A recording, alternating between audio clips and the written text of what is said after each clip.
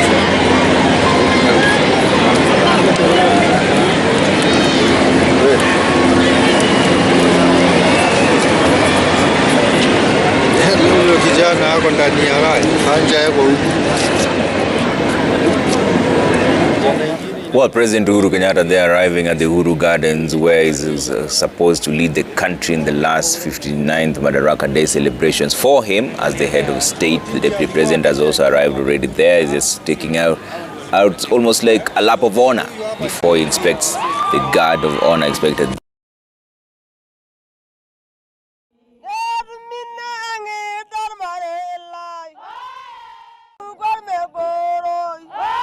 Let's listen. Commandos, nampisha mwenzangu. Tumkaribishe Mheshimiwa Rais kwa makofi. 1, 2. Karibu. Mheshimiwa Rais, utuongoze kwa sherehe za Madaraka mwaka huu 2022. Karibu. Wapi shangwe na vigelegele? Wanafunzi tupeperushe bendera. Karibu. Mheshimiwa Rais.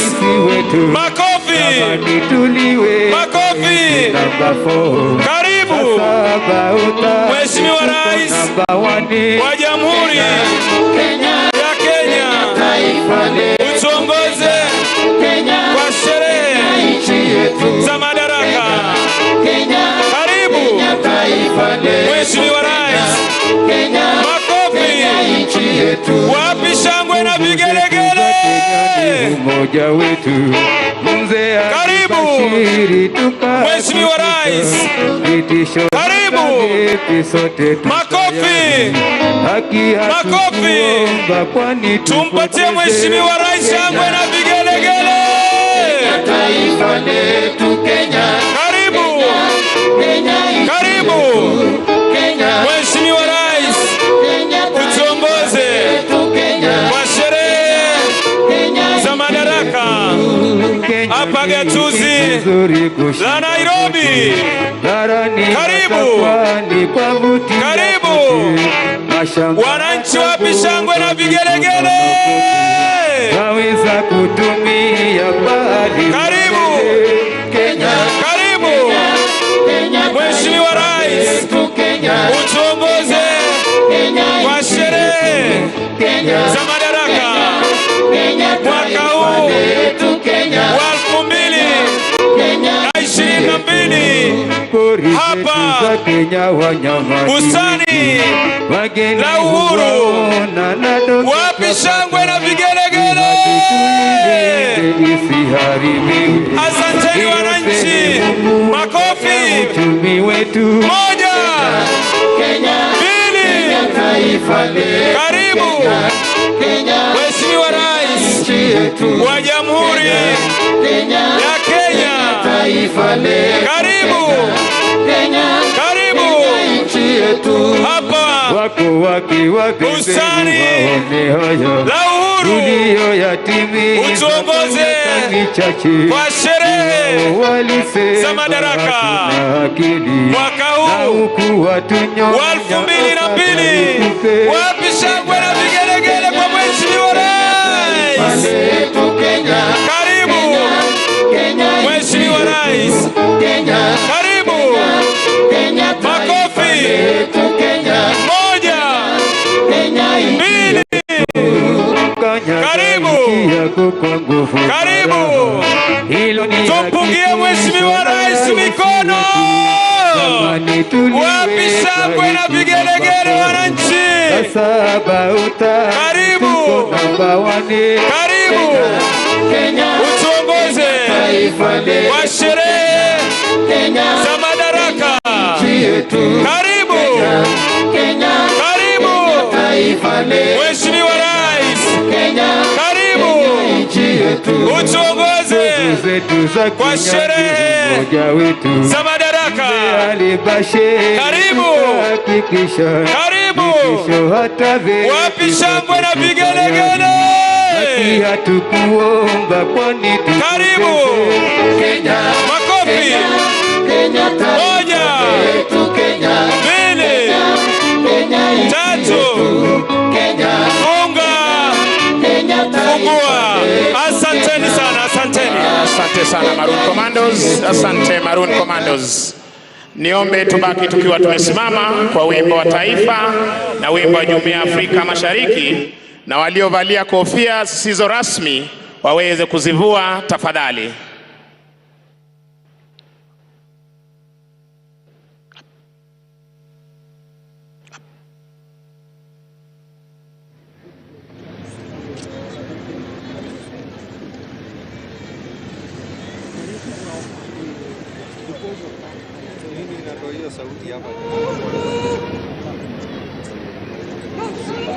Oti nachangaza vile jamaa amesheki kutoka steta.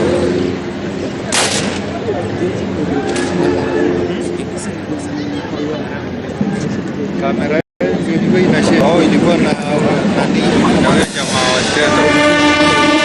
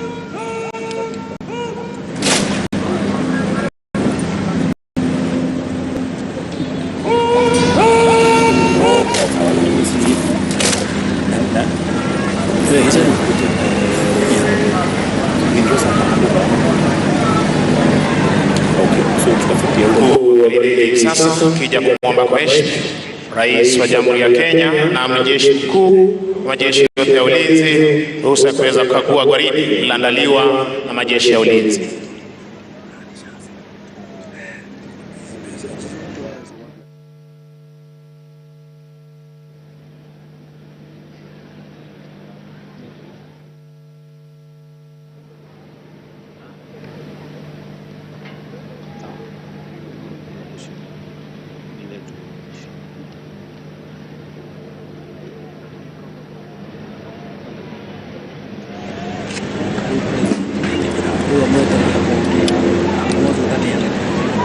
Asanteni, kwa heshima tunaweza kuketi tafadhali. Anayemsindikiza Mheshimiwa Rais ni Mkuu wa Majeshi ya Ulinzi Jenerali Robert Kibochi.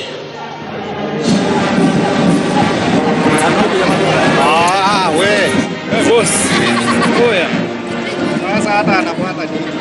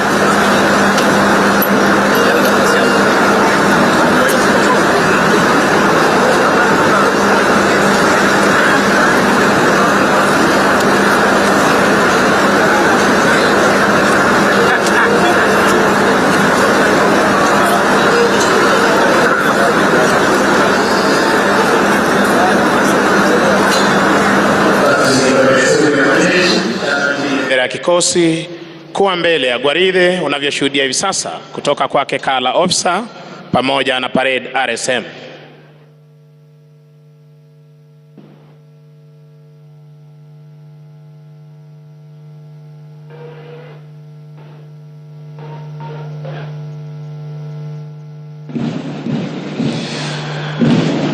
Basi Mheshimiwa Rais, kwa amri hiyo, wanajeshi hawa baada ya kuandaa gwaride la kufana wanaondoka hivi sasa uwanjani kupata kujiunga na wenzao kuzidi kudumisha ulinzi wa taifa letu la Kenya.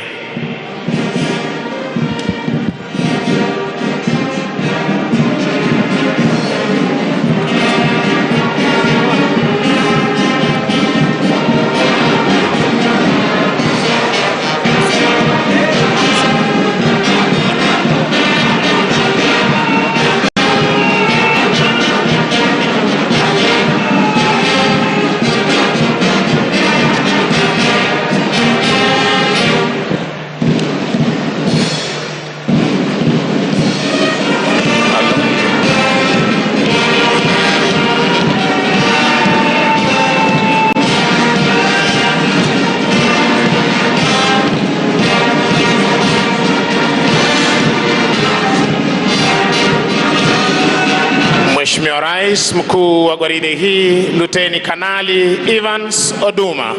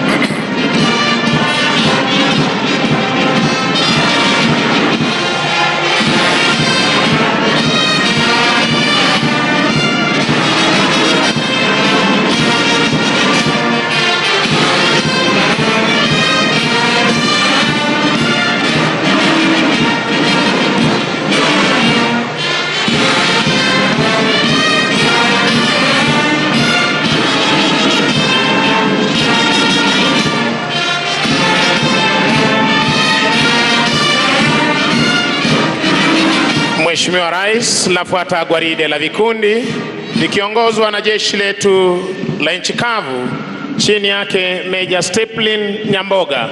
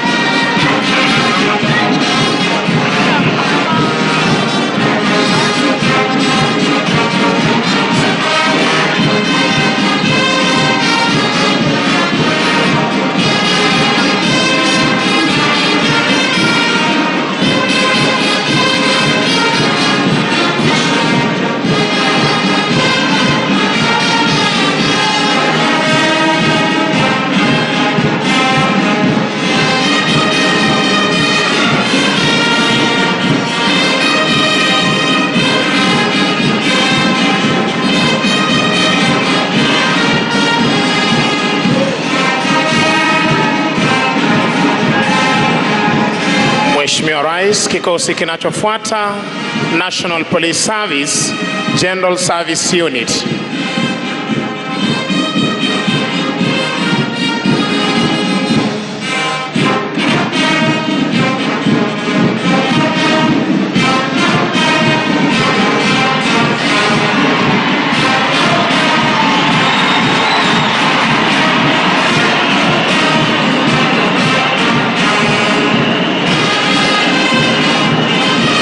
Kikosi hicho hicho Administration Police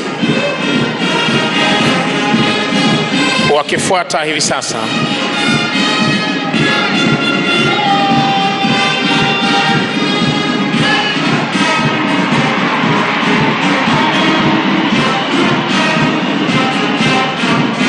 Wanaofuata ni askari wa kupambana na wizi wa mifugo and stock theft unit.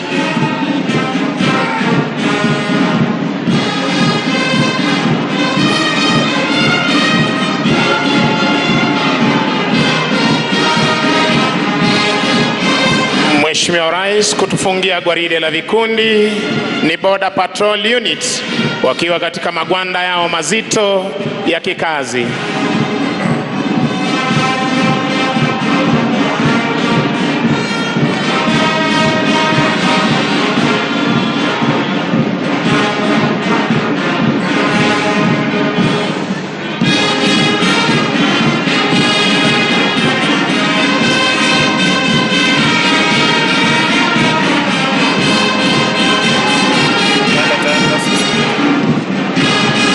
Mheshimiwa Rais, linafuata sasa onyesho ya baadhi ya zana za kivita ambazo tunazitumia katika ulinzi wa taifa, na kwa mengi zaidi nitampisha Meja Alex Hinga aweze kuendelea. Shukran sana.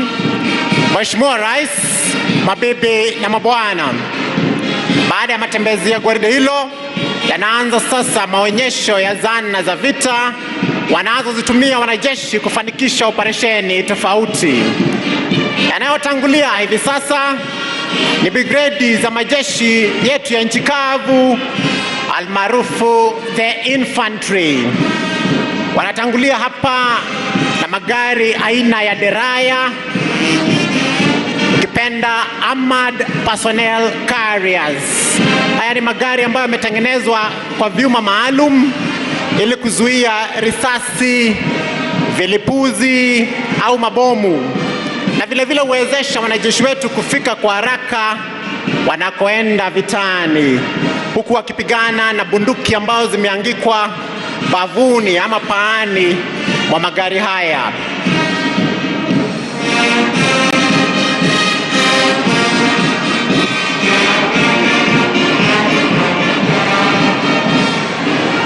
Nyuma ya magari haya kuna magari maalum ya kubebea mizinga inayojulikana kama 81mm mortars, ambayo inawezesha wanajeshi wa infantry kupigana wakitumia mabomu kukabiliana na adui.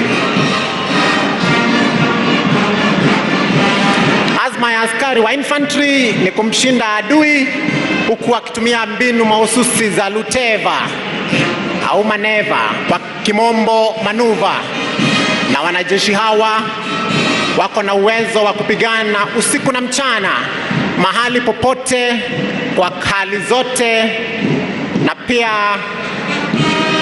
kwa hali zote za anga wakitumia vifaa hivi. Wanafuatiwa na vikosi vya operesheni spesheli, the Army Special Operations Battalion, the Army Special Operations Brigade, na pia wako na Special Forces. Wao vile vile wako na magari aina ya deraya ambayo huwawezesha kupigana pande zote mduara wakitumia machine gun ambayo iko kwenye magari haya. Wanayo pia magari speciali aina ya Spartan, pia ni deraya ambayo inatumika katika kukabiliana na magaidi, anti-terror operations.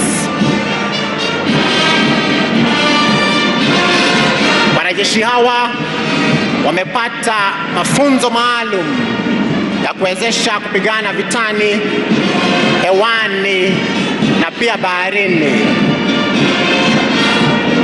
Vinavyofuata sasa, Mheshimiwa Rais, ni vikosi vya vifaru, the Armored Brigade. Wako na vifaru za operesheni za upelelezi, ukipenda Armored Reconnaissance, ambazo huwezesha kupata habari muhimu ili kufanikisha mapigano. Kwa karibu zimefuatiwa na vifaru vikuu, the main battle tank,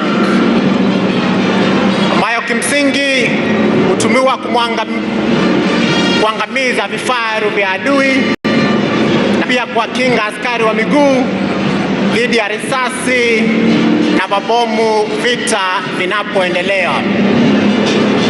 Wana vifaru husema vifaru viko na shock action, kumpa adui mshtuko na kumlazimu kusalimu amri, kauli mbiu yao ikiwa together we punch.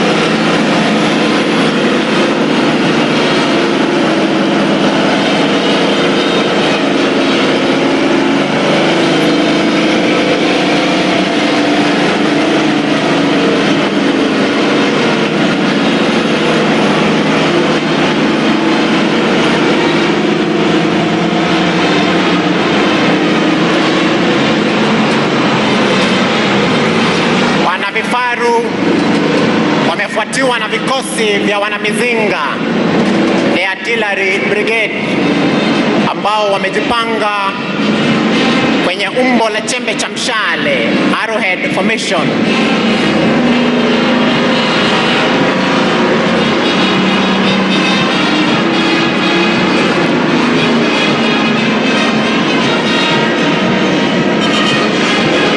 Wako na mizinga ya 105mm field artillery gun,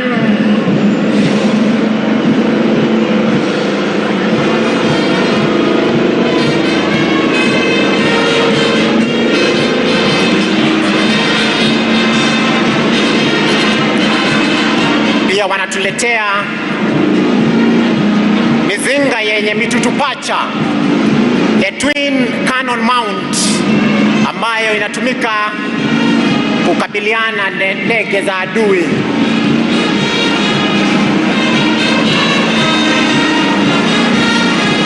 Inayopita hivi sasa the 105mm artillery gun.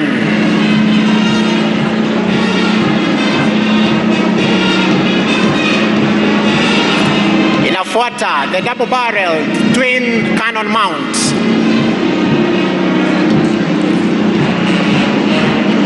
Na nyuma yake wanamzinga mzito unaojulikana kama 155 self-propelled, self-loading 8x8 artillery gun. La msingi kuhusu wanamizinga ni kwamba wanapigana na adui kwa makombora mazito mazito ili kuwezesha wanajeshi wengine kukabiliana na adui. The Artillery Brigade, ukipenda the gunners.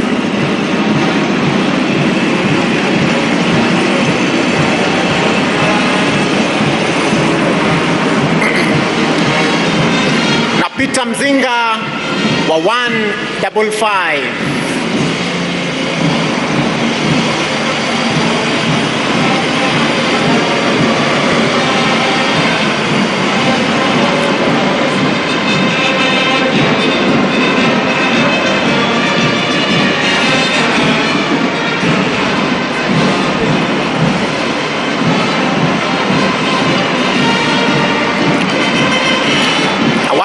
pale na gari lao la ukombozi iwapo hitilafu yote itatokea na ule mzinga.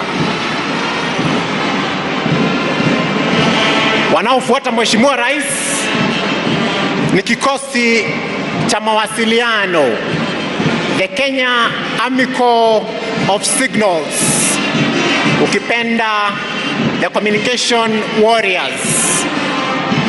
Mawasiliano, Mheshimiwa Rais, ni nguzo muhimu kufanikisha vita, na wana mawasiliano wanahakikisha kwamba makamanda wa vita wanawasiliana kwa nyenzo zilizo salama dhidi ya upekuzi wa adui na hivyo kufanikisha operesheni.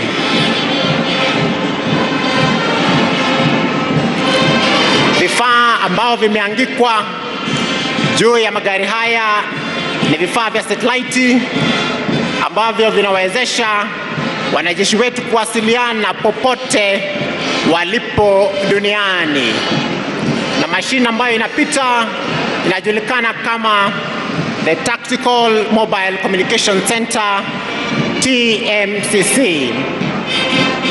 Wanafuatia sasa vikosi vya wahandisi wa kijeshi, the Engineers Brigade.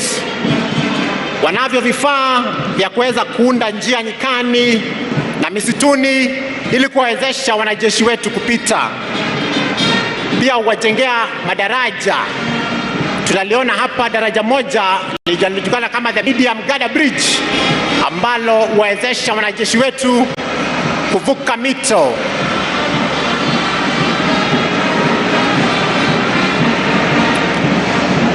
Wahandisi wa kijeshi, the engineers, pia hutatiza mwendo wa adui kwa kutega vizuizi. Wao pia huwaundia wanajeshi wetu mahandaki ya kujikinga dhidi ya mashambulizi ya adui, na pia wasaidia wananchi kwa vile kwa kuwaundia vitu kama mabwawa, kuwachimbia maji, visima, na pia husika kikamilifu katika kuokoa maisha patokeapo majanga.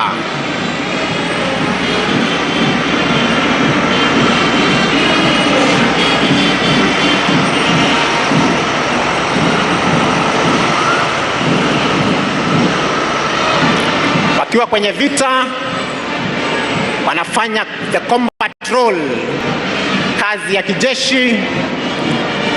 Wakiwa nyumbani wakati ya utulivu ama peace time, then wanafanya ile wanasema kwa kimombo civil military cooperation, kusaidia katika ujenzi wa taifa na pia kuwasaidia wananchi wetu wanapopata majanga.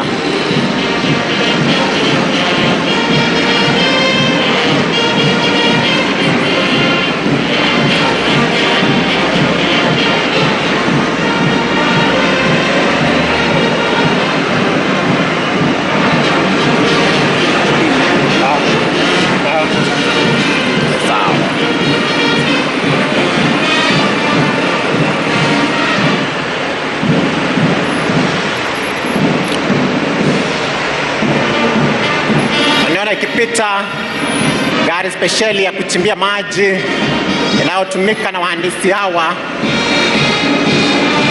katika kuchimbia wanajeshi maji na pia wananchi mahali kwenye sehemu kavu.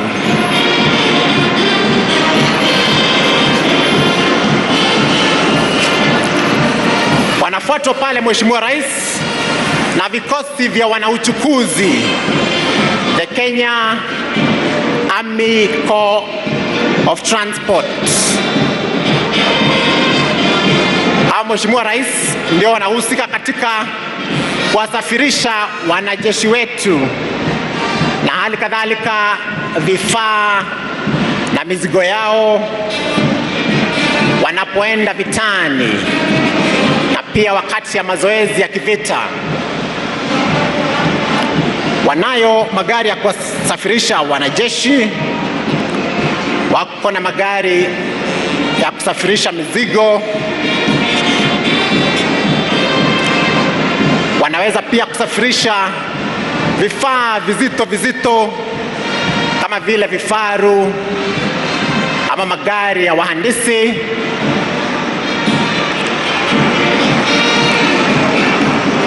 Kauli mbiu yao ikiwa we move the army, tunalisafirisha jeshi, na mara nyingi hutukumbusha ya kwamba nothing moves until something moves.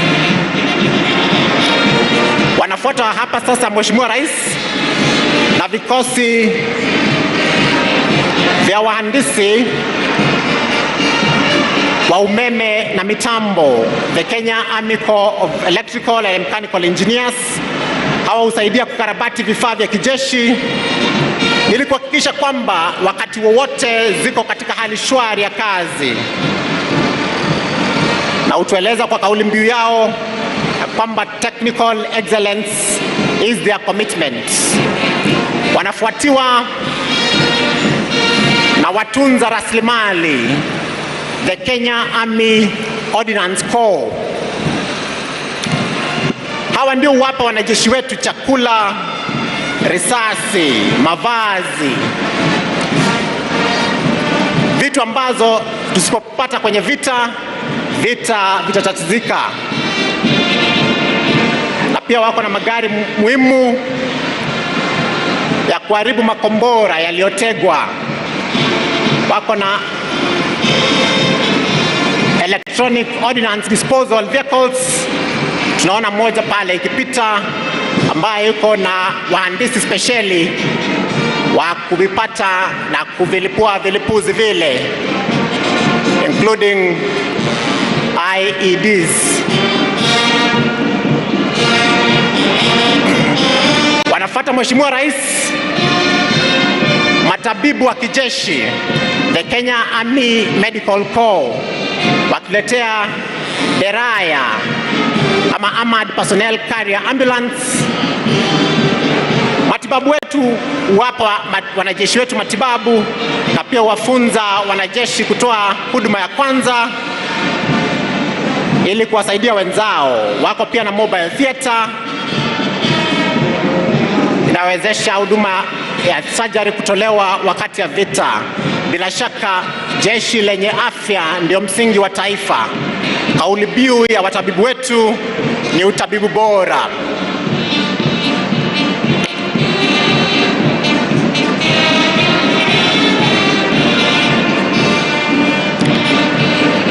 Wanafuatiwa sasa Mheshimiwa Rais na vikosi vya kudhibiti majanga, the Disaster Response Battalion, ambao husaidia wananchi majanga yanapotokea kama vile kubomoka kwa manyumba, ajali za barabarani, mafuriko, mioto na kadhalika. Wako pia na magari speciali ya kudhibiti hazardous material kama vile kemikali.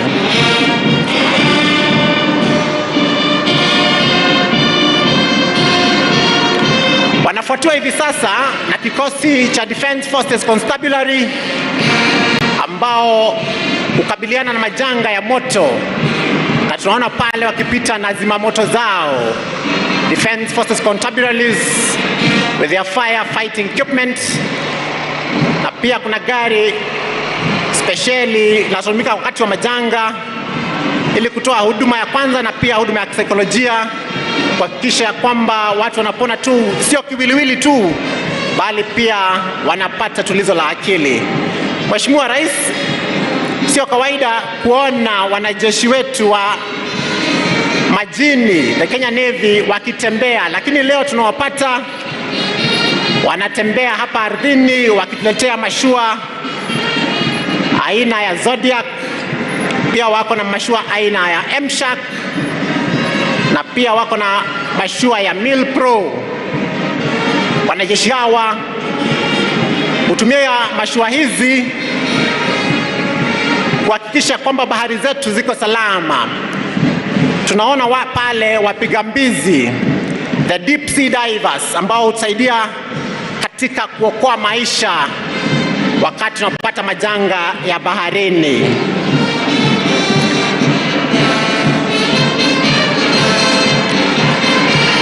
zinapita sasa vikosi za mbwa wa kivita, the Canine Regiment, ambayo wako na magari spesheli ya kuwasafirishia mbwa ambao hutumika katika kufichua vilipuzi, silaha na pia risasi walipozificha magaidi, kauli mbiu yao ikiwa agility and precision. Mwisho, kikosi cha polisi wa kijeshi, the Military Police Corps, kitengo cha Provost Protection Unit, ambao hudumisha nidhamu jeshini na vile vile wachunga watu mashuhuri, kauli mbiu yao ikiwa by example shall we lead. Na hapo tunatamatisha. Mheshimiwa Rais, nampisha mwenzangu aweze kuendelea. Mheshimiwa Rais, mbele ya jukwaa na zinapita pale kulia ni ndege za jeshi letu la wanahewa. Kikundi cha kwanza ambacho kimekushapita kilikuwa ni cha ndege aina ya Grob, ndege zinazotumika kuwapa marubani wetu mafunzo kiwango cha msingi, basic trainer. Hivi sasa zinapita ndege ikiongoza pale katikati, ndege aina ya Y12, kushoto kulia ikisindikizwa na ndege aina ya Skytrack. Ndege hizi ni za uchukuzi, hubeba wanajeshi kutoka sehemu moja hadi nyingine. Katikati ndege ya Y12, kushoto kulia ndege aina ya Skytrack. Kikundi cha tatu kinaingia hivi sasa kikiongozwa na ndege aina ya Dash 8, kushoto kulia ikisindikizwa na ndege aina ya Spartan. Ndege aina ya Dash 8 hubeba abiria mashuhuri na pia wanajeshi kutoka sehemu moja hadi nyingine. Ndege aina ya Spartan hubeba mizigo mizito na vile vile hubeba wanajeshi wengi na kwa pamoja. Kikundi cha 4 kinaingia kwa utaratibu, kikundi cha ndege aina ya Tukano, zikionyesha moshi mweupe, ishara yake kwamba anga la nchi yetu Kenya liko salama. Ni ndege zinazotumiwa kuwapa marubani wetu mafunzo kiwango cha juu, advanced trainer. Ni ndege aina ya Tukano. Hivi sasa Mheshimiwa Rais, zinafuata ndege zetu za kivita, ndege aina ya F5, desturi yake mwendo wa kasi. Tazama zinavyoingia katika arrowhead formation kwa maridadi. Tazama mwendo wa kasi. Tafadhali tuwapigie marubani wetu makofi.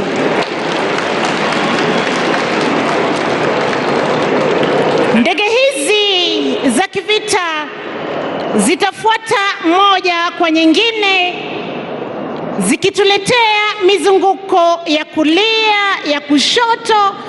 Tutaona wakiweza kupaa juu hata zaidi, kuonyesha jinsi ndege hizi hukabiliana na adui kule angani na pia ardhini. Marubani wetu wakiwa wamehitimu kiwango cha juu zaidi, hivyo wana ujuzi usiokithiri angani. Ni ndege zetu aina ya F5. Inakuja ndege ya kwanza. Tazama, inakuja kisha paa juu, ni katika vertical roll. Tumpe makofi rubani wetu, changilie. Ndege ya pili vile vile inaingia mwendo wa kasi. Tazama vile atafanya, paa juu zaidi, kisha anarudi alipotoka. Ndege ya tatu vile vile paa juu, mizunguko ya kushoto. Ndege ya 4 inapaa juu zaidi na kurudi alipotoka. Tuzidi kwa kuwashangilia marubani wetu. Inaingia ndege ya 5. Tazama anavyopinda kulia kushoto, mwendo ukiwa wa kasi. Zinakuja ndege hizi kutufungia onyesho lao kwa pamoja, kisha kila moja kuelekea njia yake. Kwa heshima tuwape makofi marubani wetu. Kinafuata ni kikundi cha ndege aina ya Tukano kwa mara ya pili. Tofauti na mara ya kwanza, zinaingia kwa mwendo wa kasi, zikileta mizunguko. Tazama wanavyofanya, kila moja njia yake, wakizidi kuonyesha moshi mweupe. Aliyetoka mahali alipotoka, kumbuka kwamba anapopinda rubani pia yuko ile position. Inafuata hivi sasa ni helikopta aina MI-171E ikizindikizwa kushoto kulia na ndege za mashambulizi aina ya Cobra. Ndege aina ya MI husafirisha abiria mashuhuri na vile wanajeshi kutoka sehemu moja hadi nyingine.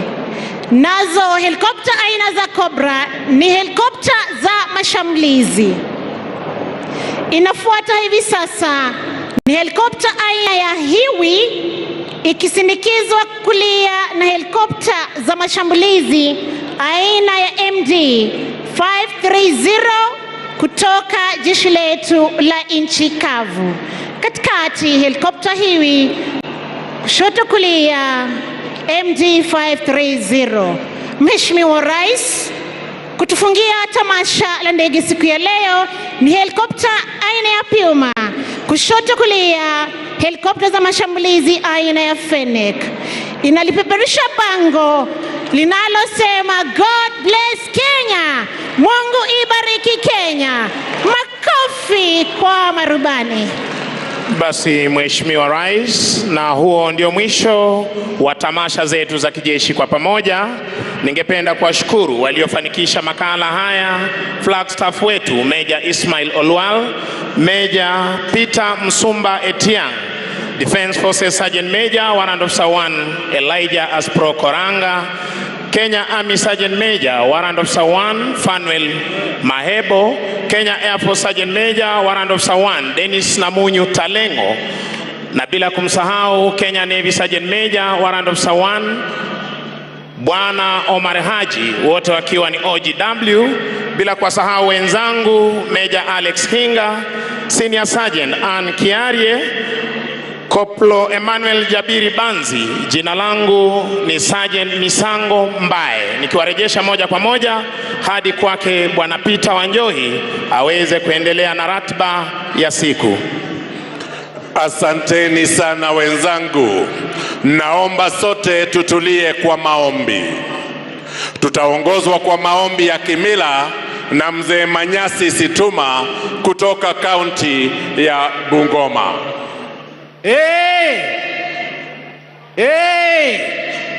Ewe papa kakaba wakabali kulunelio wakabumbuye bumbira mubumbu alama ekeke kamaya ewe sokhirwa tawe papa khobisa bino kusabira yowe lukos odi president Uhuru Kenyatta nende balondi bewe bosi papa bolane khulinda sibala sya Kenya mu mulembe kusabira sibala syefwe sya Kenya ku mulembe neliyambana lilyangali khubisa bino bona khuliwo khucha mu burobozi wamwene khuroborere mala fabana lijo khureko kumukhono mala khube mune kumulembe musibala syefwe sya Kenya bisa bino khuli nende oyo welukosulu mukeni wefwe president wa Sierra Leone ne bamenya ba Sierra Leone khubasabira bulamu bwebwe mindali ne mindali bisa bino papa bona ewe wamwene wabonenga ne khufana enyanga yino eliye khuka mara papa ukachuka sifu kirundi mara na kuiruka kuirana bule mubwami bwefe tawe chiromanija kulomano chibe chichomba kasiba la sefwe ya Kenya neliyambana lilyangali eweno li papa muwalala mwabamu ambane kuambane khuryo mara papa kubebe njundala lukendo lulala kama kaline kama keke kusabana khweikina khururye muno papa kakabwa kabali kurune liroba. Atatuongoza sasa Sheikh Yusuf Maki, kiongozi wa masuala ya kidini SUPKEM Nairobi. Bismillahirrahmanirrahim. Kwa jina la Mwenyezi Mungu mwingi wa rehema mwenye kurehemu. Baada ya kukushukuru ewe Mwenyezi Mungu, mfalme wa watu, muabudi wa watu, tunakuomba kwa utukufu na kwa sifa zako zote uibariki taifa letu la Kenya na pia uzidi kutulinda kila wakati. Tunaomba utupe mashikamano, utupe umoja na heshima. Tunaomba ewe Mwenyezi Mungu ujalie amani na usalama idumu katika kila pembe ya jamhuri yetu, na haswa tunapoelekea katika uchaguzi mkuu. Ewe Mwenyezi Mungu, tunaomba umjalie rais wetu Uhuru Kenyatta afya njema pamoja na familia yake. Umzidishie busara na pia umzidishie hikma. Tunaombea viongozi wetu wote na uwape uthabiti wa kututumikia nchi yetu. Ewe Mola wetu, tunakushukuru kwa ufanisi wa hafla hii ya leo, na tunakuomba utusamehe mapungufu yetu ya kibinadamu. Wa sallallahu ala sayyidina Muhammad nabiyil ummi wa ala alihi wa sahbihi wa sallam. Amin. Atakayetufungia ni Askofu Mkuu Samson Mudhuri wa kanisa la AIPCA. Let us pray. Our dear Heavenly Father, the creator of heaven and earth, we thank you for the blessings of this nation. We thank you, Father, for the peace and tranquility we continue to enjoy in our country and for loving our nation, Kenya. Today, we pray for our leaders across the Republic of Kenya, particularly His Excellency, the President of the Republic of Kenya, Uhuru Muigai Kenyatta, and his family for steering our nation to prosperity. We also remember the other leaders from the state officials to the officials of the county governments. May you, Lord, bless them all. We pray for your wisdom and will to guide them in all they do. Strengthen each leader with a resolve to do what is best for our country. Lord, as we go into this year's general elections, may peace that comes from thee be upon this nation before and after the elections. Lord, remember the people of this country, particularly the areas that have received very little rainfall. Lord Jehovah, bless us because of your mercy. Today, Lord, we celebrate our 59th anniversary of our independence with thanksgivings. Thank you, Messiah, for sustaining our nation. God, we pray that you continue guiding us even into great heights. We pray, believing and trusting in God, you will protect us, guide us, and bless all. In the name of the Father, the Son, and the Holy Spirit. May we say amen. Asante Askofu. Mheshimiwa Uhuru Kenyatta, Rais wa Jamhuri ya Kenya na Amiri Jeshi Mkuu wa Majeshi ya Ulinzi. Mheshimiwa Julius Madaraka, Rais wa Jamhuri ya Sierra Leone. Wananchi wa Jamhuri tuipendewe ya Kenya, mabibi na mabwana. Mheshimiwa Rais, kwa niaba ya kamati ya andalizi ya sherehe za kitaifa, naomba ruhusa yako tuweze kuandalia burudani fupi. Nitawaalika wenzangu Willy M. Tuva wa Radio Citizen na dada Masawe Japani wa Radio Jambo watuongoze kwenye ratiba hii. Karibuni. Asante sana Bwana Wanjoi kwa kutupatia fursa hii niwakaribisheni Wakenya wenzangu kwa sherehe hii ya 59 ya sikukuu ya Jamhuri, sikukuu maalum ya Madaraka. Niite mzazi Willy M.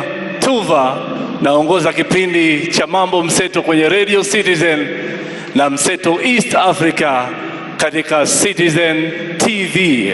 Siko peke yangu, niko na mwenzangu anaitwa Masawe Japani kutoka Radio Jambo.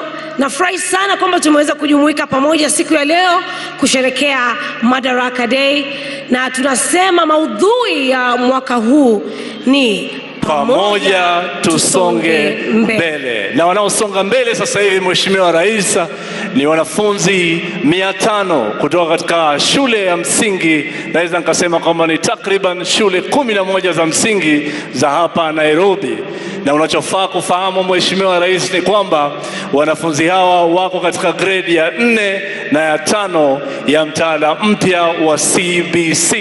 Tuwakaribisheni basi kwa makofi wakati ambapo wanafunzi hawa wanaingia uwanjani. Karibuni watoto, mtupatie burudani.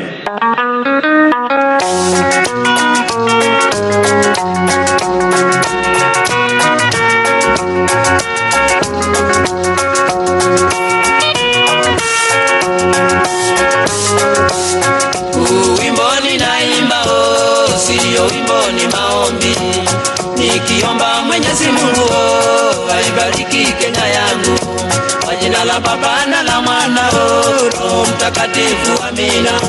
Kwa jina la Baba na la Mwana Roho Mtakatifu, amina. Ewe Kenya nchi yangu, ewe Kenya baba yangu, ewe Kenya mama yangu, sitakuacha milele. Kenya nchi yetu yasonga mbele, nembele na muwe mwingi tangu atanio. Tangu tupate uhuru, bado jamhuri yetu yasimama imara na tukitingizika. Kenya ni nchi yenye usalama, usalama. Kenya ni nchi ya wazalendo, wazalendo. Uadilifu na usawa ni nguzo, nebo boro yenyo.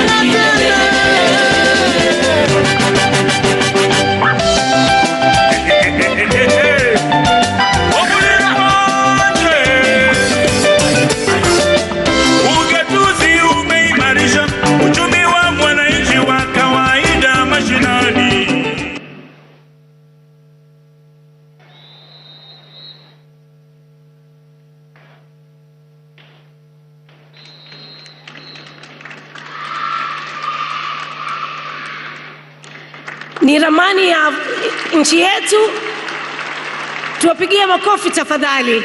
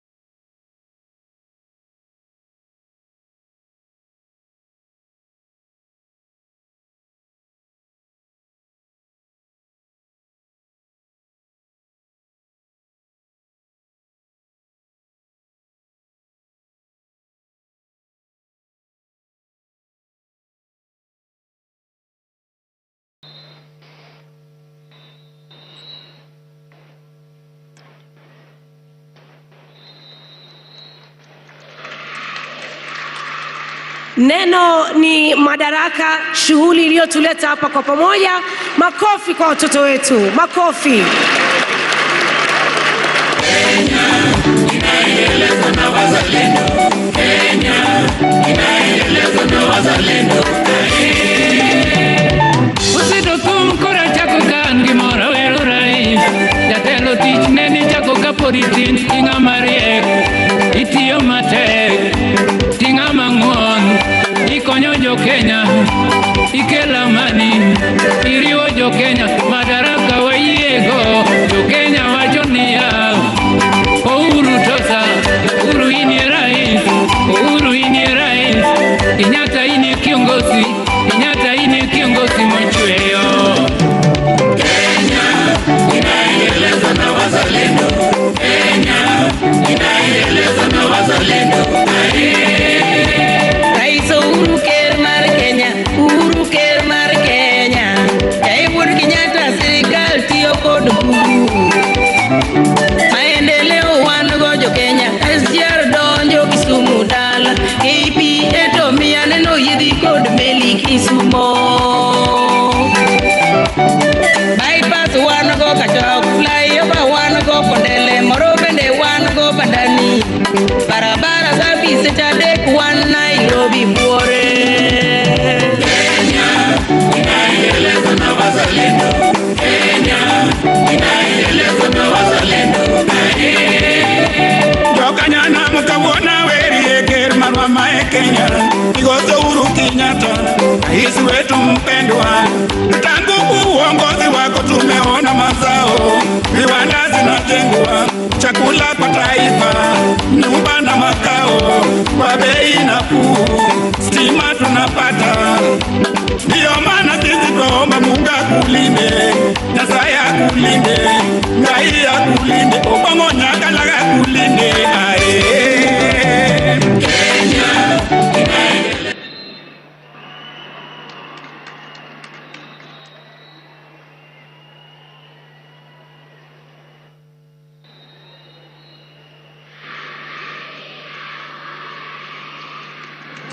Neno ni peace, ambayo ni amani, kitu ambacho kwa kweli Kenya tunajivunia kwa sana.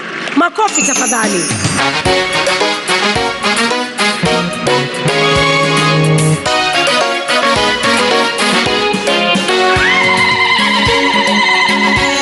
Tuishangilie Kenya, taifa letu tukufu, Kenya tunayoipenda.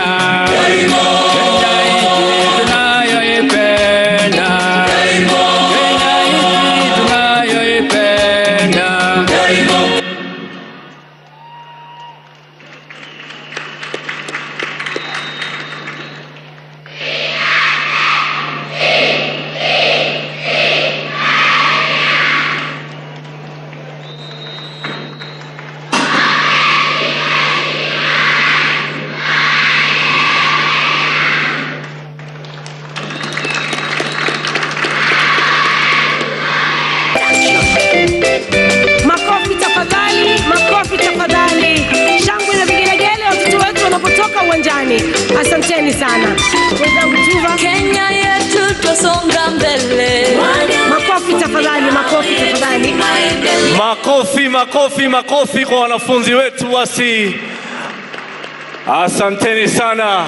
Na sasa basi Mheshimiwa Rais, wanaokuja uwanjani ni wanamuziki wa nyimbo za kitamaduni wakiwakilisha tamaduni mbalimbali za jamhuri yetu tukufu ya Kenya, wakiwa pia wanashirikiana na wasanii wa muziki wa kizazi kipya, ambapo leo Mheshimiwa Rais utaweza kushuhudia msanii mwenye umri mdogo sana, lakini kipaji chake kikubwa kilimpatia umaarufu mkubwa sana. Namzungumzia Trio Mio, na mbali na Trio Mio utaweza kushuhudia msanii kama vile Iyani, na mbali na msanii Iyani pia kuna msanii ambaye ametamba sana na wimbo wake ambao ni ya lugha ya Kikamba, lakini umedhihirisha kwamba Wakenya wote tunapendana bila kujali ukabila, ambaye ametamba na wimbo Kungulu Kwangala. Sasa wanapojiandaa kusongea, ningependa sote tuelekeze macho yetu katika runinga ambazo zipo karibu nasi kwa ajili ya makala ya Je, wajua?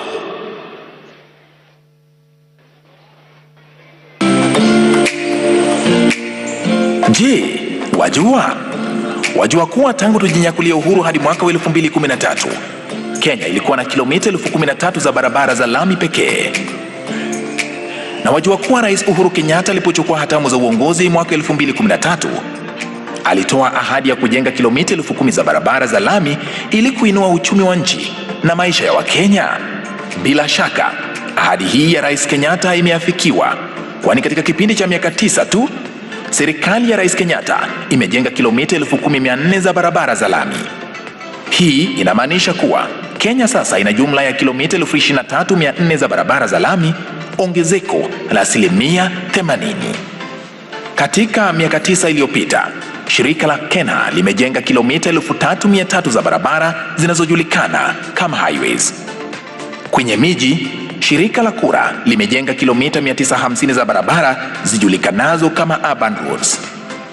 Na kule vijijini, shirika la KERA nalo limejenga kilomita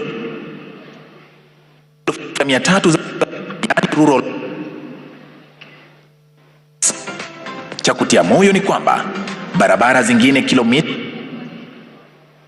600 zinaendelea kujengwa na mashirika haya matatu kote nchini kutokana na uwekezaji wa serikali ya Rais Kenyatta. Ni dhahiri kuwa katika kila pembe ya taifa hili, Wakenya wanajivunia barabara za lami. Ni walio mijini au vijijini. Na hii ni ahadi ya Rais Uhuru Kenyatta.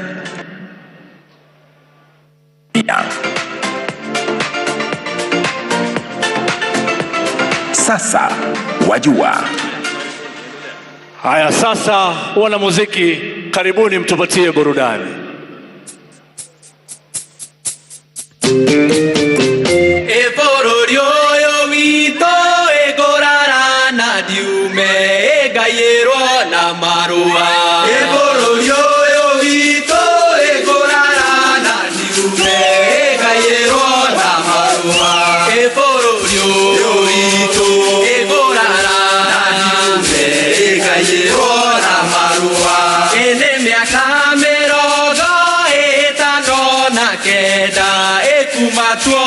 Viazi ene miaka mirongo itano na kenda ekumatwo na viazi ene miaka mirongo itano na kenda ekumatwo na viazi emuthenya wa muthe no kemina nduyo tukuguire viazi emuthenya wa muthe no kemina nduyo tukuguire viazi emuthenya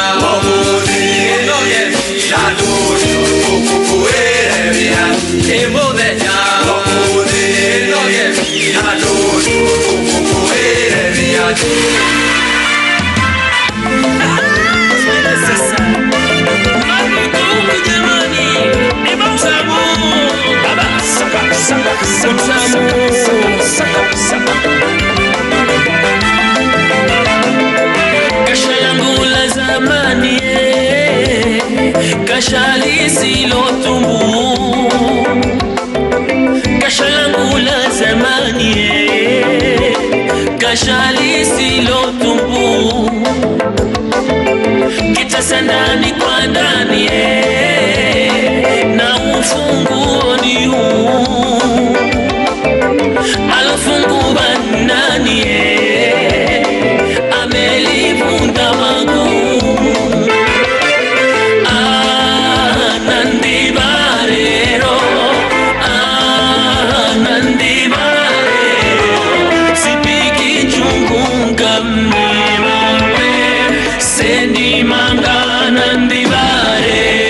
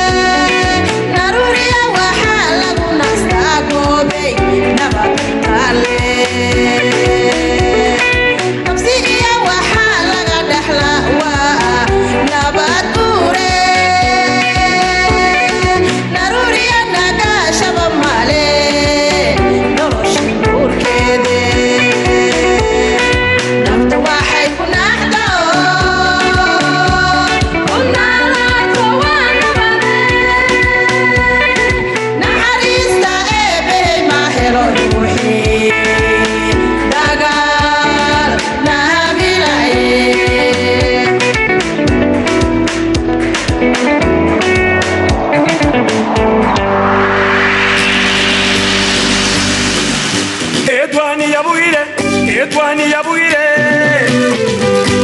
etwani yabuire, etwani yabuire, etwani yenze yaito, yabuire ge korandi ubanja nyamo no more, yabuire ge korandi ubura byuya no more, yabuire ge korandi abamanu buya benze yai, twani yaito ya Kenya ngaiwe tanji ko yerora baba.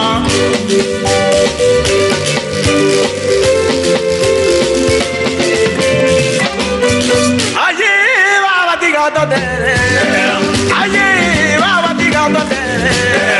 Inze yaitoni omorembe. Wenjani no bomo bondo konye. Abakenya rindi tene nato tenge. Abandu twenzi tene nato tenge. Kenya yaito.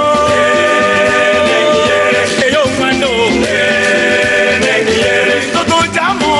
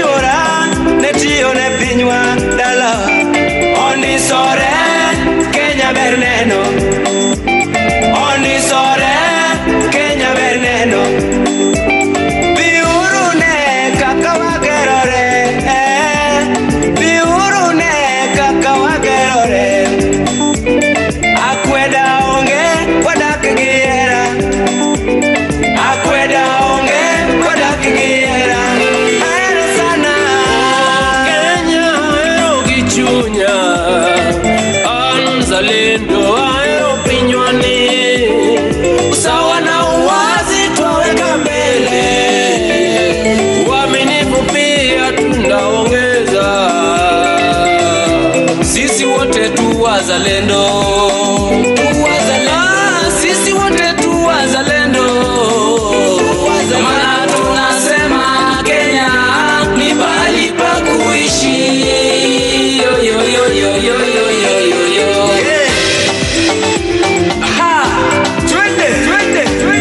Amani, amani, amani Kenya. Amani. Wananchi tuzidishe umoja wetu. Umoja.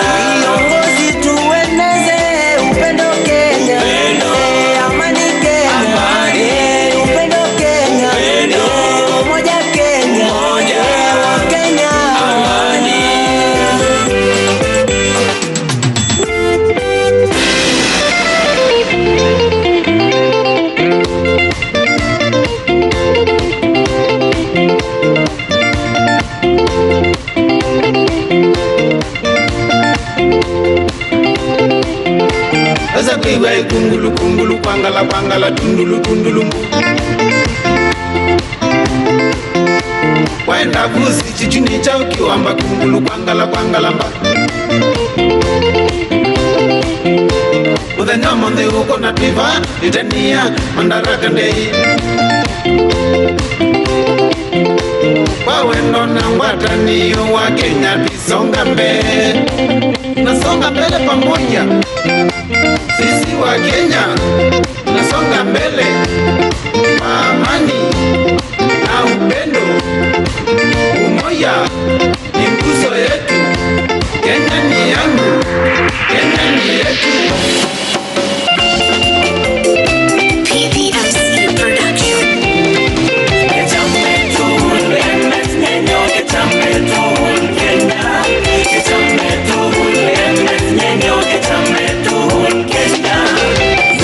Najivunia kuwa Mkenya, niko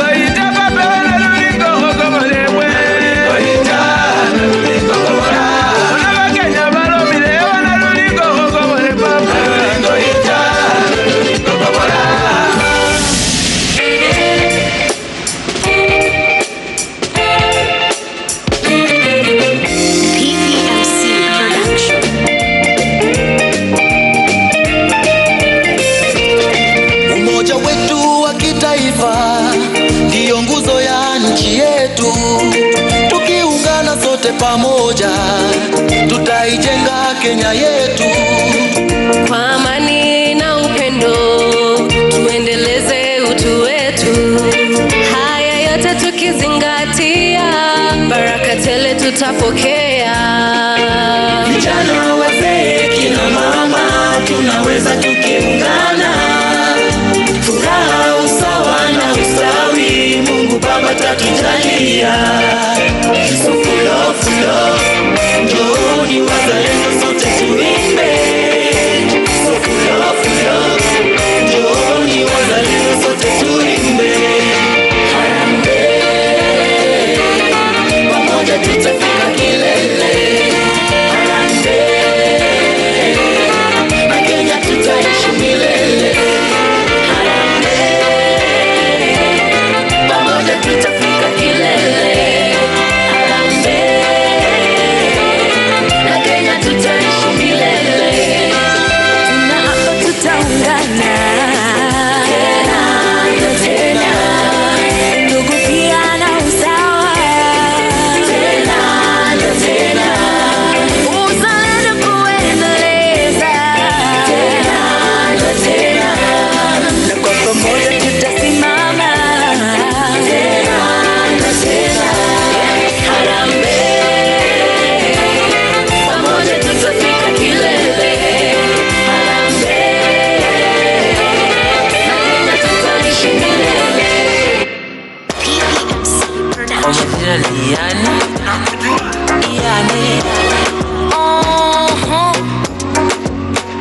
Ipeperushwe juu sana, bendera yetu Kenya ipeperushwe juu sana. Trio mio, sisi wa Kenya tunaweza.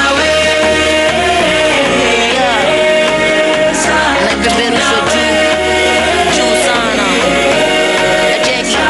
Ni mkurugenzi mzalendo, black, red and green. Najivunia sta maneno young, fresh and free. Niko huru, raia bariani clean. Patriot before Mariga bebe Champions League. Kaza mtukuti bendera zipepe kumwaka. Nasikia ripoti magari zinapita jumbaka. Moja ni nguvu siuishiki Harambee. Mama kuti mapaja ndo upate mkuu kaka. Kenya halisi, nasikia ifiche inaonekana kwa rahisi. Mboka inapigwa fly na fando fly na ishi. Tutamu kuona vijana wajenga nchi. Juu sana, bendera yetu Kenya ipeperushwe juu sana. Sisi wa Kenya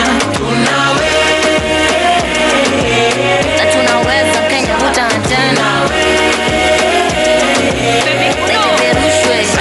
Ile siku tulipata madaraka tulisele, proud hata siwezi eleza feli. Na ndo maana tulipiga shangwe na nderemo, wazalendo tukasare vako za beberu. Juu ya freedom fighter niko free filanga. Cheki around vile wa Kenya tumejipanga. Tunapendana kama ndugu, tunajengana, kushikana ndio mambo tunaduka wangwana. Juu sana, bendera yetu Kenya ipeperushwe juu sana. Sisi wa Kenya tunaweza Kenya kuta tena. Ipeperushwe. Rais Kenyatta alituletea uhuru Kenya. Rais Moi akatuletea maziwa ya Nyayo. Rais Kibaki akatuletea masomo ya bure. Rais Uhuru ametuletea maendeleo Kenya. Rais Uhuru akatuletea ugatuzi Kenya. Daima mimi Mkenya, oh Kenya, naipenda Kenya, oh Kenya. Ipeperushwe juu sana, bendera yetu Kenya ipeperushwe juu sana. Sisi wa Kenya tunaweza.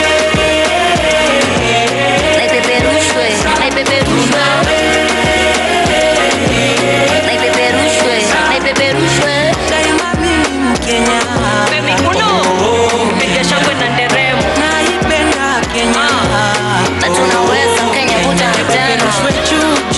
Juu sana, bendera yetu Kenya ipeperushwe juu sana.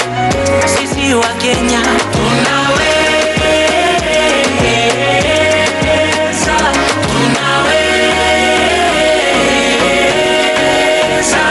ipeperushwe juu. PPMC Production. Mwenyezi upendo alituumba akatuweka Kenya, hakujali tofauti zetu kamwe. Yeye alitaka tuishi kwa umoja. Kenya pamoja tunajitoa kuijenga Kenya. Kazi tuifanya kwa makini. Kenya nchi yetu yazidi kwenda mbele. Mheshimiwa Rais wetu, umejenga Kenya vile uliahidi, maana tunasonga mbele. Mheshimiwa Rais wetu, umelinda Kenya bila kurudi nyuma, maana tunasonga mbele. Ewe Uhuru Kenyatta, baba wa taifa, umetimiza mengi, maana tunakupongeza. Ewe Uhuru Kenyatta, baba wa taifa, umetimiza mengi, maana tunakupongeza. Ulinzi, mapatano, ugatuzi, yes we celebrate. Kwa elimu, mazingira, uchukuzi, yes we celebrate. Mambo ya maji yanachimbwa kote, sambaza maji, yes we celebrate. Huduma za afya zimeimarishwa kule mashinani, yes we celebrate. Mheshimiwa Rais wetu, umejenga Kenya vile uliahidi, maana tunasonga mbele. Mheshimiwa Rais wetu, umelinda Kenya bila kurudi nyuma, maana tunasonga mbele. Ewe Uhuru Kenyatta, baba wa taifa, umetimiza mengi, maana tunakupongeza. Ewe Uhuru Kenyatta, baba wa taifa,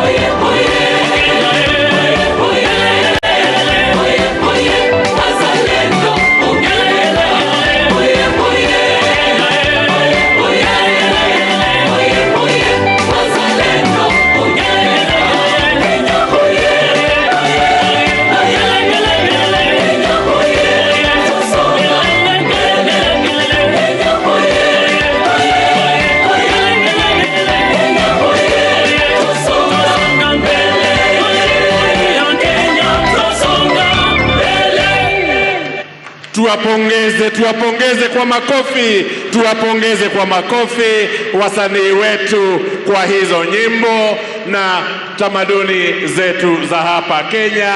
Asante sana, asante sana. Na kwa onyesho hilo, Mheshimiwa Rais, ndipo tunapofika tamati ya burudani la siku ya leo ya Madaraka. Shukrani za dhati Mheshimiwa Rais kwa wasanii wote na pia kwa kamati ya andalizi na Wanakenya wote. Tuwashangilie wasanii wetu. Ukweli na usemwe. Unachoma, ukweli unadumu, ukweli ndio ngao. Rais Uhuru hutuambia ukweli unachoma, ukweli unadumu, ukweli ndio ngao. Rais Uhuru hutuambia.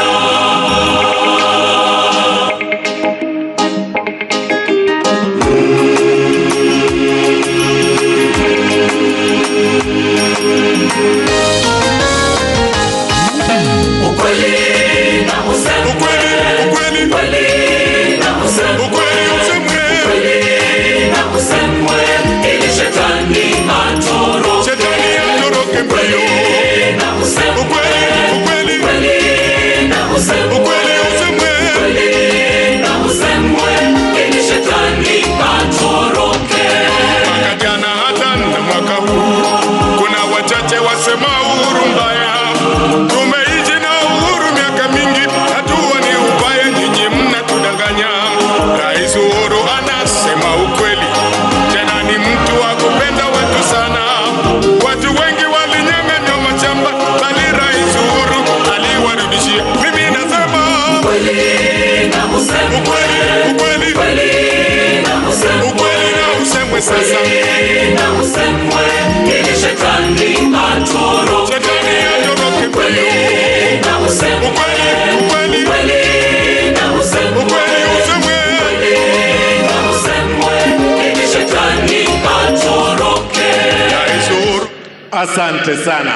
With the gracious permission of Your Excellency, sir, I will most humbly invite you to preside over the state investiture. Welcome, Your Excellency. Karibu will do it from here, Your Excellency. Thank you.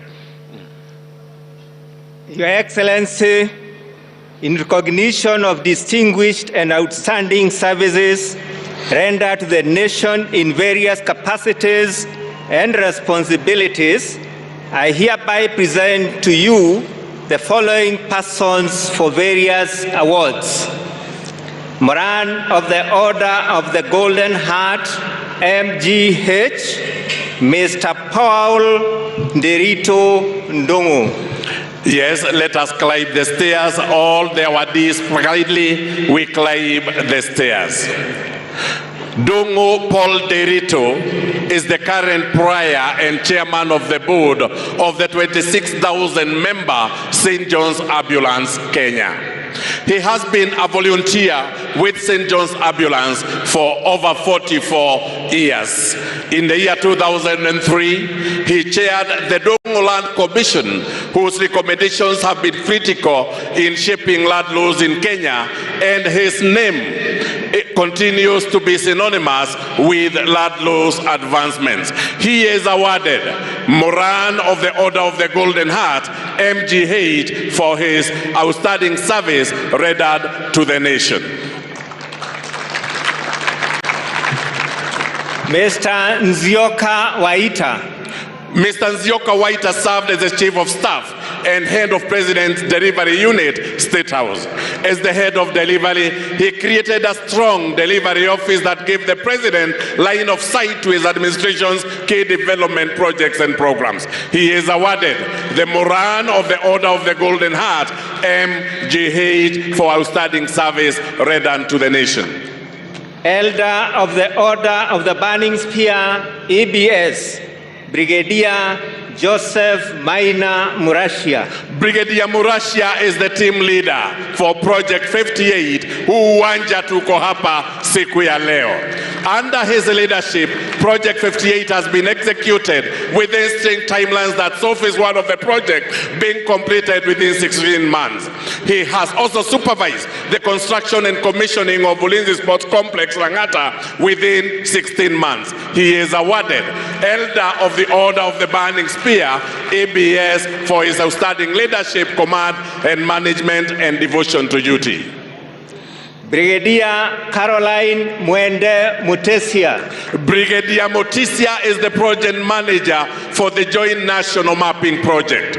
She has successfully overseen the implementation of 10 major projects across various government ministries and departments.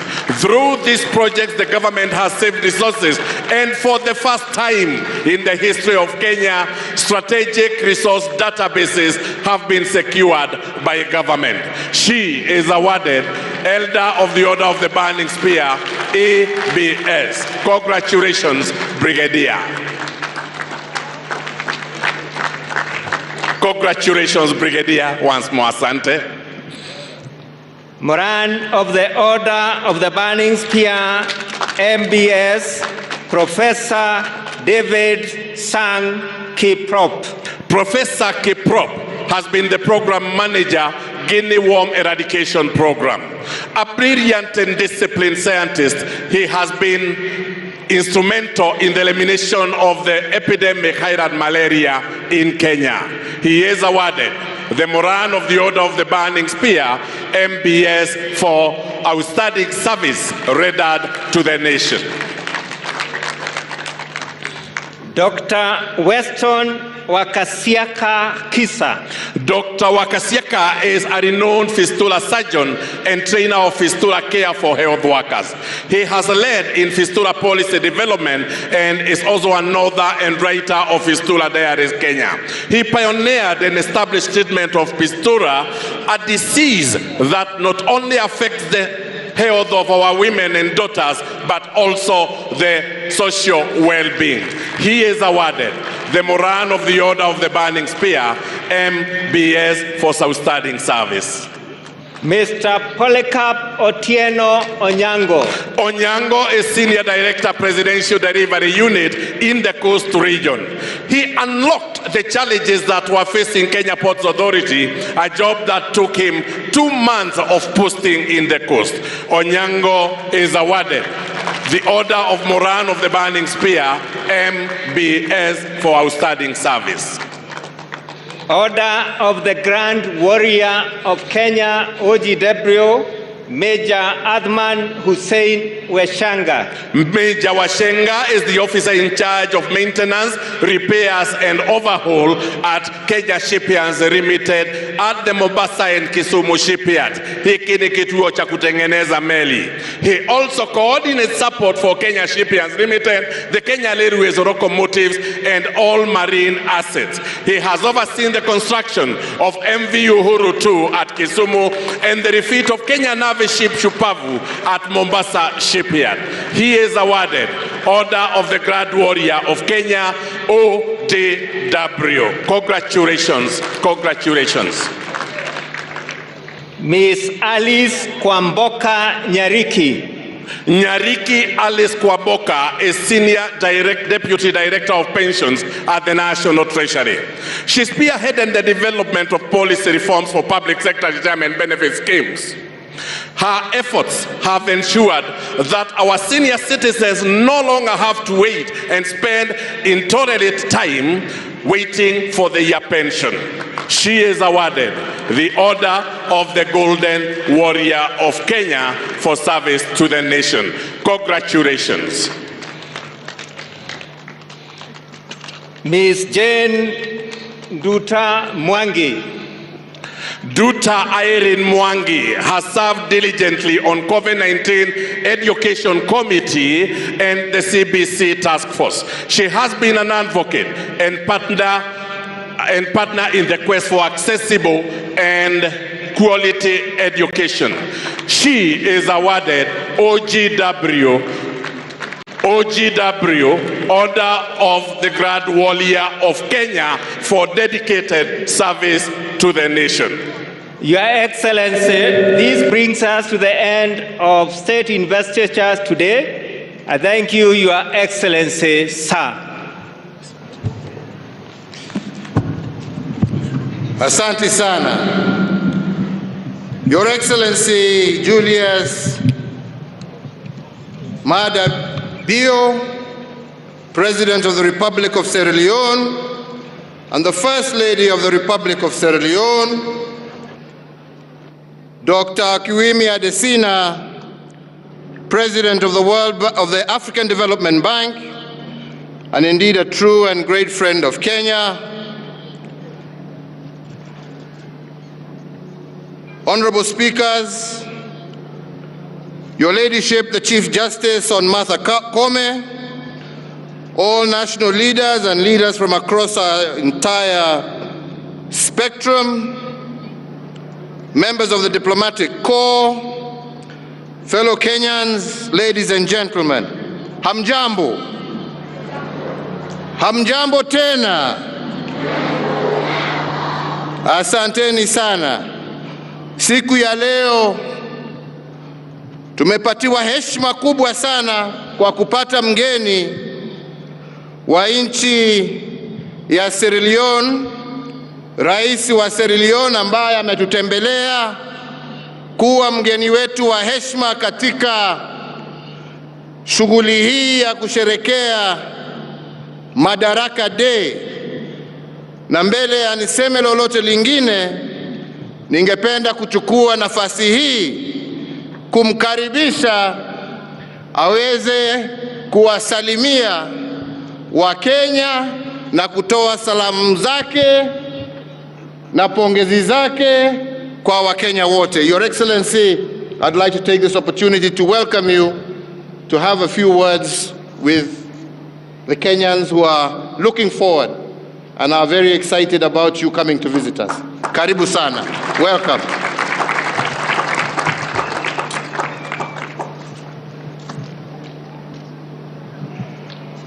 Shukrani sana, Your Excellency. Shukrani sana.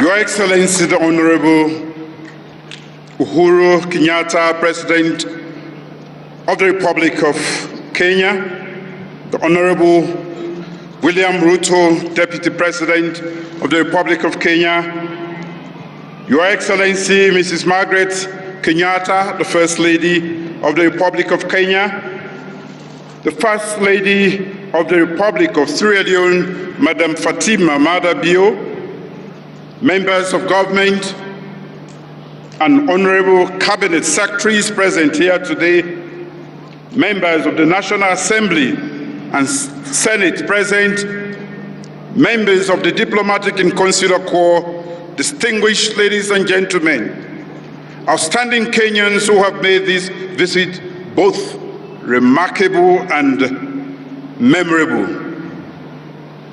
Habari zenu Kenya. Habari za majana.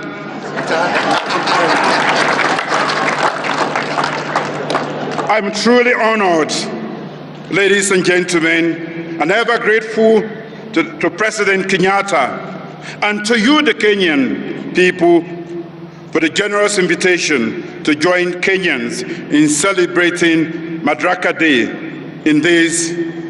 on these hallowed ground, Uhuru Gardens.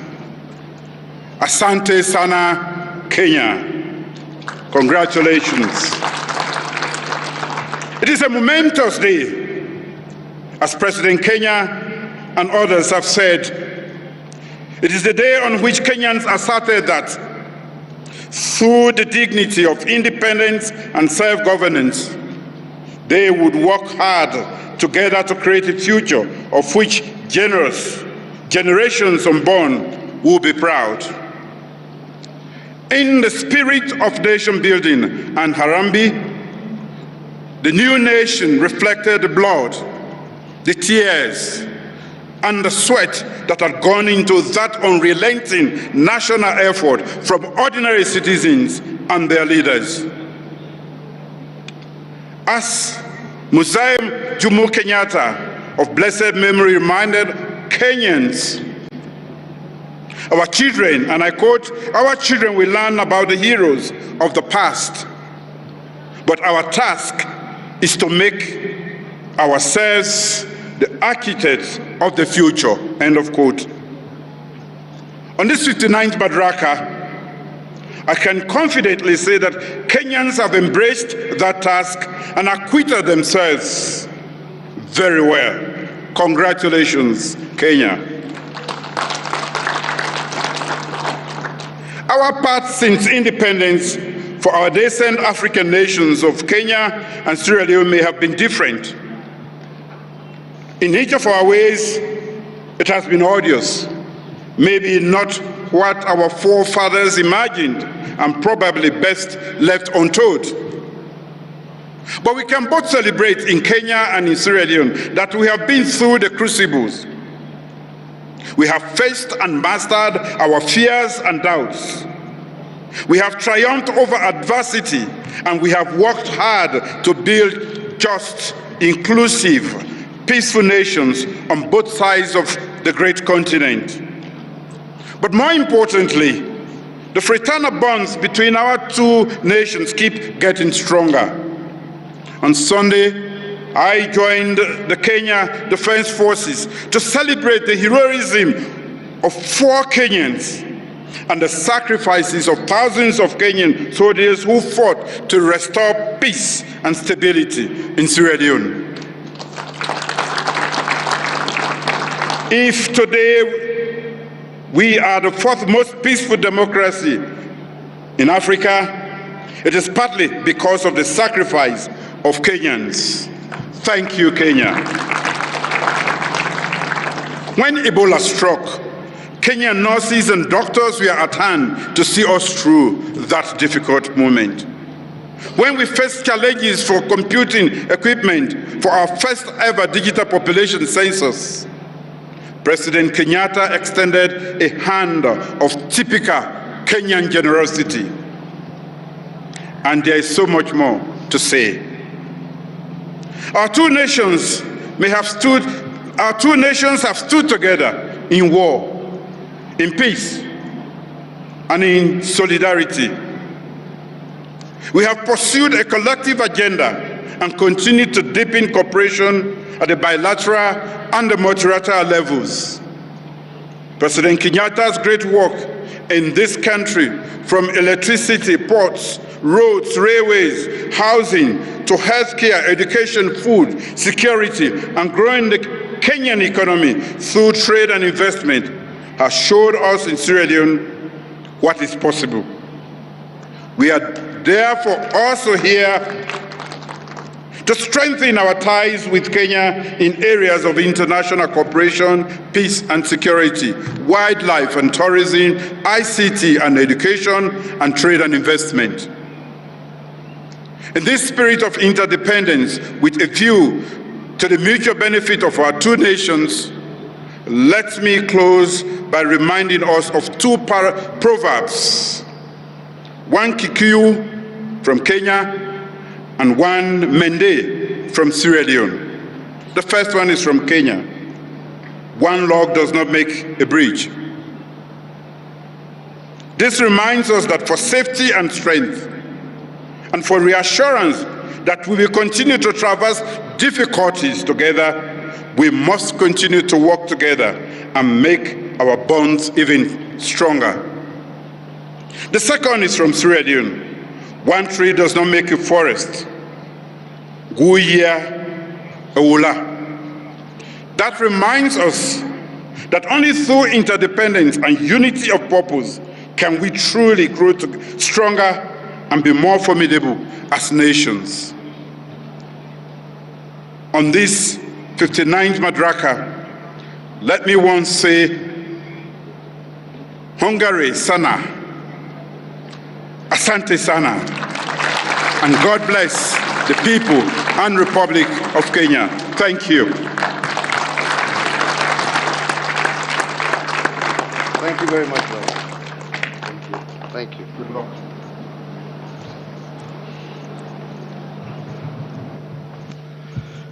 Asante sana. Fellow Kenyans, today I'm delighted to return to these grounds of Uhuru Gardens to commemorate the 59th Madaraka Day, and indeed overjoyed because after 58 years of self-rule, this is the first time we are celebrating Madaraka Day at these hallowed grounds. Madaraka Day is significant in our history because it is on this day in June 1963 that our founding fathers of our nation replaced the outgoing colonial government and formed the first indigenous government of Kenya. And with this act, we achieved self-rule, or Madaraka, with Mzee Jomo Kenyatta as our first Prime Minister. However, self-rule was not the same thing as independence. With Madaraka, we had merely surmounted the first hurdle in our liberation struggle.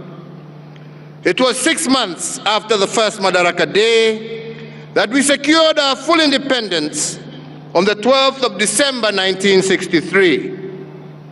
On that day, the nation was summoned to these grounds of Uhuru Gardens, and an elated people listened with tears in their eyes as for the first time, our national anthem was played, and then we cheered in boundless joy as our flag was hoisted and the flag of the British was lowered. This act of raising our national flag was not just an exercise in symbolism or a sheer sentimental exploit. It was a sign that we had achieved sovereignty as a nation, but fundamentally, it was a call to all of us to civic duty and responsibility to our people and nation. Once hoisted, our founding fathers reminded us that the flag was not just a cloth painted in designs of 4 colors. Instead, it was a painting of the national wounds and scars that we bear from our liberation struggle, coated with an illumination of our shared aspiration for our future.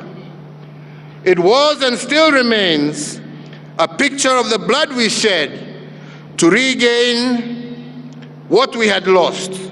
It is a reflection of the dignity of our heritage and the pride that we restored. And because the ultimate act of every liberator is to lay down their weapon, the shield and the spear on our national flag is a symbol of our victory, but it is also a notice of readiness should our heritage of splendor be threatened. According to our founding fathers, therefore, our flag is not just a sentimental piece of fabric decorated in ink. We must always remember that each time it flies, it is blown by the last breath of our liberators as they made their final bow to liberate our country, Kenya. And why did our independence heroes choose these gardens as a place to midwife our young nation? What was the significance of these grounds in the history of our liberation struggle? And what did they want remembered by generations to come? On these very grounds sat the largest concentration camp in colonial Africa, holding up to 10,000 freedom fighters at any one given time. Many of our compatriots were tortured and maimed for life in that camp, and many more unknown heroes died in this field.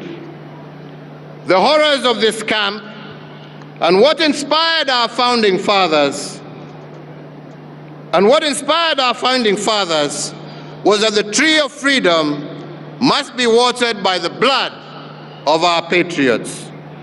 And that is why on January 4, we planted a Mugumo tree, a symbolic reminder of this eternal truth. Although the colonizers killed the messengers in the camp, they could not kill the message. The liberation fever spread across our nation, and the colonizers had no option but to give in. And why do I call Uhuru Gardens hallowed? It is because our founding fathers wanted us to celebrate this ground as a camp of martyrs and the birthplace of a nation, a place of remembrance, healing, and renewal. Each time we gather at this birthplace of our great nation, we must remember that being free is the easy part, but staying free is a difficult part. And although we are now fully free, we cannot continue to claim freedom casually. Instead, we must begin to practice it and jealously guard it against all threats, both foreign and domestic. The practice of freedom comes with a price. If our heroes paid the price to liberate our nation, we must similarly pay the price of nurturing our freedom.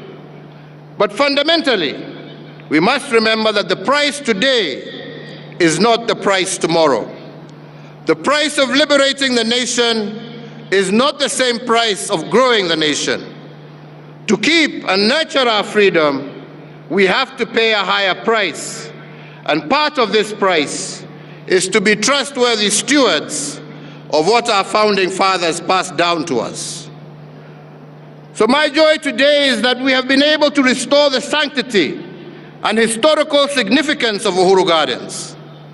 Following many years of neglect, this historic site had become a den of thieves, and in fact it is on record that part of the 68 acres on which these grounds sit had fallen into the hands of unscrupulous individuals. We have reclaimed it and grabbed the site back and restored its dignity and purity. Yesterday I had the distinct honor of inaugurating these grounds as a monument and a museum of remembrance and a place of unedited history. And we have done this because a progressive nation does not hide its history. It confronts it and endures to correct it so as to change the future. Each time we celebrate our liberation struggle, tradition demands that we ponder a series of questions. Fundamentally, we must ask how have we built on what was handed down to us? What account can we give of ourselves as the successors of the cause of our liberators? And can we honestly say that we have been faithful stewards worthy of their sacrifice? On the 9th of April 2013, I assumed office as the nation's 4th president.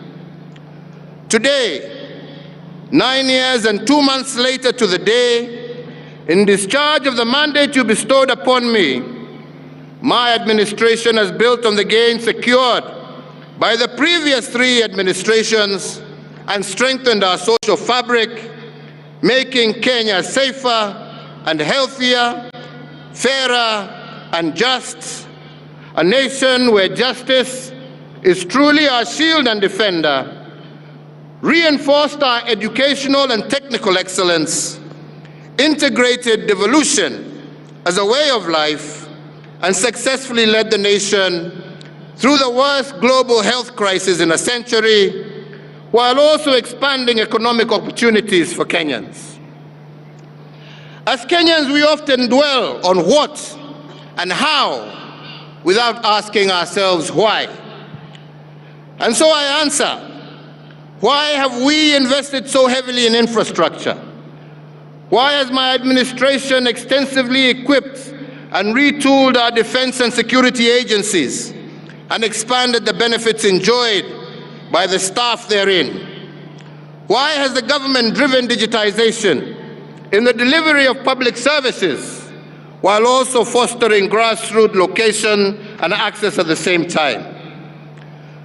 Why has my tenure in office seen so much emphasis on transformative programs, reforms in healthcare, education, agriculture, energy, titling of land, housing and social protection, affirmative action, commerce and industry, and the ease of doing business. We have done all of this because they are interrelated aspects of our national life that are tied together with a singular golden thread, areas of challenge that can become the engines that drive Kenya into a more just and prosperous future. Fellow Kenyans, national security and defense has been a priority area since 2013 because we cannot deliver on our national anthem's promise of plenty within our borders if these borders were porous and insecure. I therefore made security a top priority because I know that without a secure environment, no life can flourish and no enterprise can thrive. With the mandate that was given to me, we silenced the wave of terror attacks that had a stranglehold on our nation. And we achieved this by retooling our security organs and making them more capable to address the dynamic contemporary security challenges that Kenya faces. To all our security officers, because of your commitment to defend our nation and to squarely face new dangers, every citizen is able to participate in the social economic development of our nation. You have kept us free, you have preserved our way of life, and allowed us to enjoy the present as well as protect tomorrow, and we thank you for that service. In realizing equitable development through devolution, it was my distinct honor to be the president who received, fostered, and gave impetus to the devolved system of governance. Today, the results of our proactive and enthusiastic support are markedly visible from Makueni to Mandera, from Busia to Bungoma, from Mombasa to Meru, from Lamu to Laikipia, and from Turkana to Tharaka-Nithi. We, with the mandate that you gave, have institutionalized devolution and forever changed the face of Kenya, buoyed by the 2.4 trillion Kenya shillings that we have transferred from the national government to the counties from 2013 to date. On the regional front, Kenya led the push to admit the Democratic Republic of Congo into the East African community. With this singular move, the East African Common Market grew by 90 million people, yielding a now expanded market of 300 million citizens and a consequent enhanced opportunities for our Kenyan enterprises. To exemplify this, I mentioned just one, Equity Bank, which is already breaking ground in DRC and is already the second largest bank in the Democratic Republic of the Congo. On the global stage, we remain a leader in the cooperative multilateral order, as evidenced by our membership of the United Nations Security Council that has provided us a voice on international peace and security. This has cemented our international stature and enhanced opportunities for Kenyans in the diaspora and within the international civil service.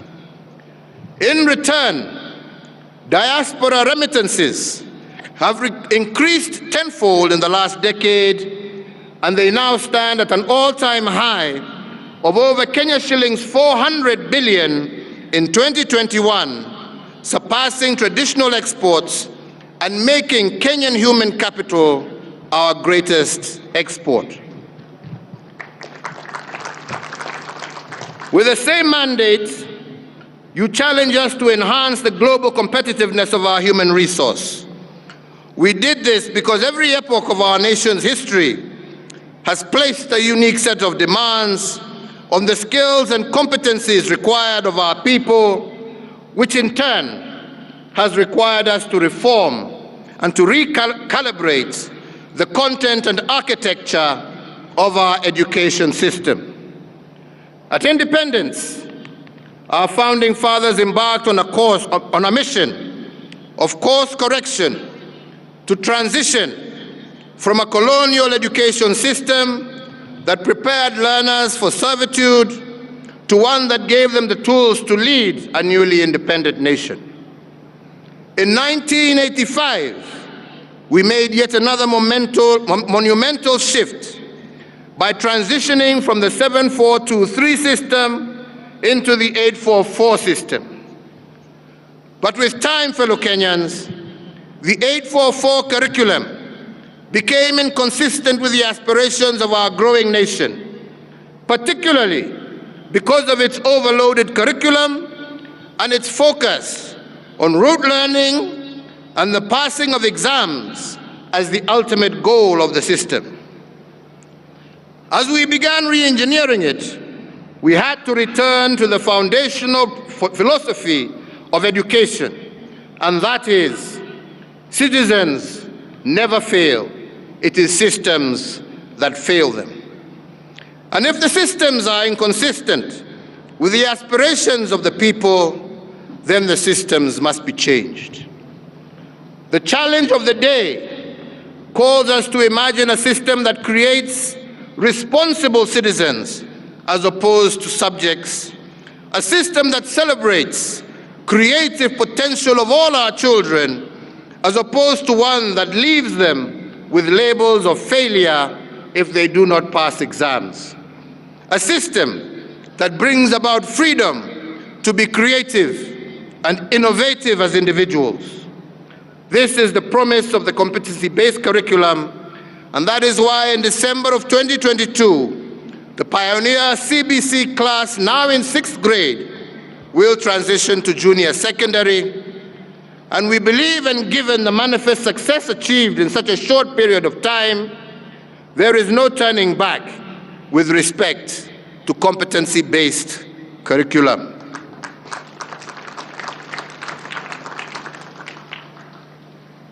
With the same mandate, we have also secured a 100% transition from primary to secondary education, ensuring that no Kenyan child is left behind. We have also achieved Africa's first one-to-one child-to-book ratio and restored the integrity of our national.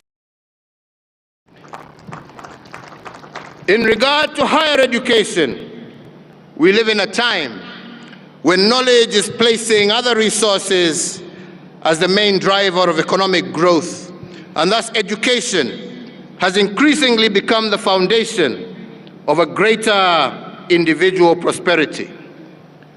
Our universities continue to incubate innovations and to prepare the next generation of leaders who are technically proficient and knowledgeable.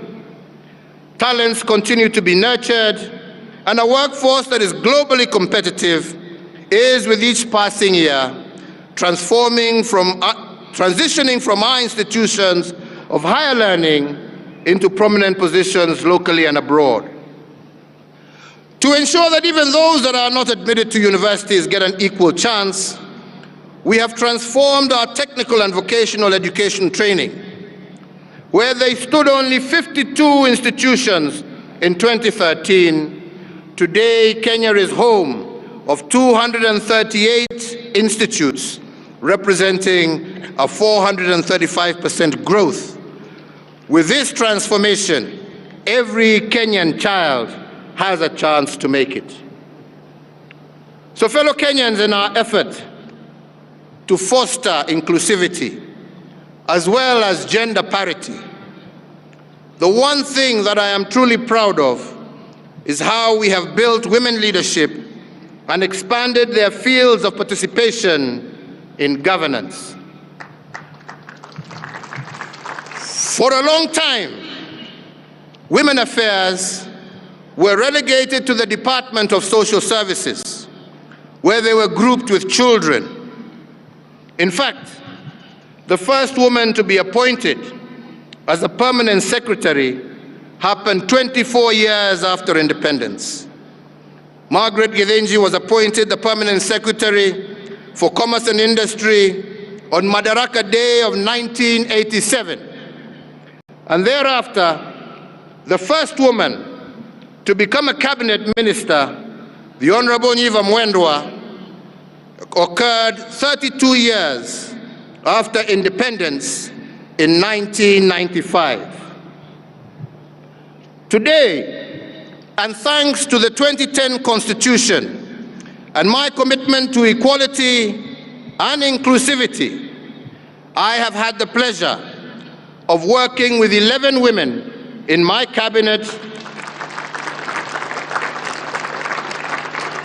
at different times and in different capacities. All of them have occupied high-profile portfolios, and in fact, all the cabinet secretaries for foreign affairs for the last 9 years of my term have been women, and we have seen how they have placed our country globally. Of equal note is that my administration has also fast-tracked the promotion of women in leadership in our security sector. I appointed Fatuma Ahmed as the first woman Major General of our Defense Forces in 2018. Similarly, the first holder of the constitutional office of Auditor General of our Republic was appointed under my administration, Mrs. Nancy Gadongo, and she was appointed in 2021 and continues to serve the Republic in that capacity. And of course, we have our three arms of government, one of which is now headed by a woman. After 58 years of our independence, in May of 2021, I had the profound honor of being the first President of the Republic to commence an address with a salutation, Madam Chief Justice, when the Honorable Lady Justice Martha Koome assumed office as the first woman Chief Justice. We are also proud of the fact that Kenya's judiciary boasts a female Deputy Chief Justice, a female Chief Registrar, and many female principal judges and presiding judges across our superior courts. Going further, in August of this year, if it is the wish of the Kenyan electorate, we have a chance of electing a woman and shattering the glass ceiling by assuming the second highest office in the Republic of Kenya. So, ladies and gentlemen, if our women were part of the liberation struggle, advancing their cause intentionally is a duty that belongs to all of us. We owe it to them, we owe it to ourselves, and we owe it to our country. And I am indeed proud to have been part of this push for women leadership in our republic.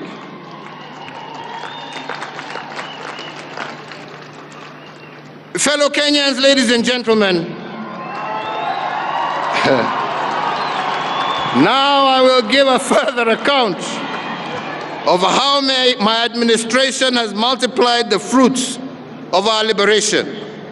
And I will give this account using 4 legacy frames that have guided our execution of the mandate bestowed on us over the last 9 years. These are what I have been calling the big push investments, economic acceleration, restoration of dignity, as well as political stabilization. I begin with the first legacy frame of the big push investments, and I want to start this frame because the question many have begged is why the heavy investments in infrastructure. I have been asked severally why we have built the dams, expanded ports, built new ones, increased our road network, revived dead railways as we have built new ones. And our logic here has been very simple. It has nothing to do with what, we have built, but everything to do with why we did it. The naysayers have said that we should not invest so heavily in infrastructure because people do not eat roads, they do not eat bridges. I have refused their pessimism because I know what a new road means to a farmer who has for decades been unable to get their produce quickly to the market. I refuse to delay the dream of world-class ports and fishing support infrastructure because we wanted our fishermen in our oceans and lakes to be able to gain more from their sweat of their brow. I looked at a nation whose potential was being limited by road connectivity and vowed to open up Kenya to ourselves and also to the world. The result has been that once sleepy villages and towns across our country have roared to life and become vibrant centers for economic and social activity. The result was the appreciation in the value and utility of land in many rural and peri-urban areas, instantly elevating many thousands of homes out of poverty. Similarly, fellow Kenyans, we have learned, and that is why we say we must learn from our history, is that when the British built the Kenya-Uganda Railway, some people called it the railway to nowhere, passing through a swamp called Nairobi. But to the colonizers, the railway was not the end game. What the railway was meant to achieve was the end game. Years later, what started off being called the Lunatic Express by cynics converted a swamp called Nairobi into a megacity that is today one of the top 5 cities on the African continent. It opened up an entire hinterland running from Mombasa on the Indian Ocean to Banana on the Atlantic Ocean in the Democratic Republic of Congo. The railway had transformed the East African landscape, opening up new frontiers of trade, commerce, and urbanization. This demonstrates that infrastructure has a way of turning swamps into cities, dead spaces into high-value property, village shopping centers into huge city malls.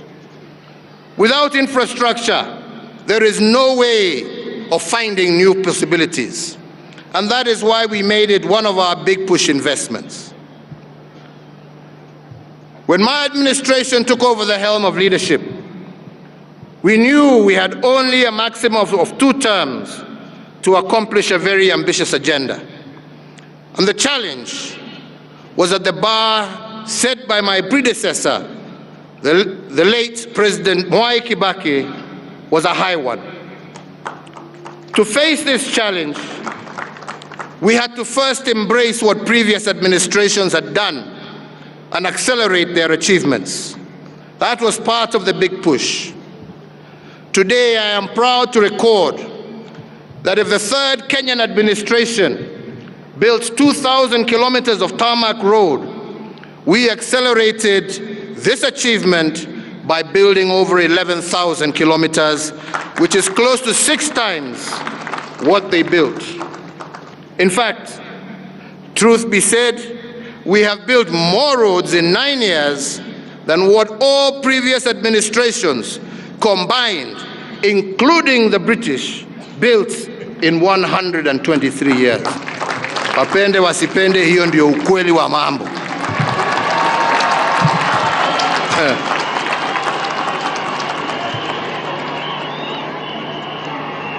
If this nation's 3rd administration had set the bar higher, we have set the bar even higher.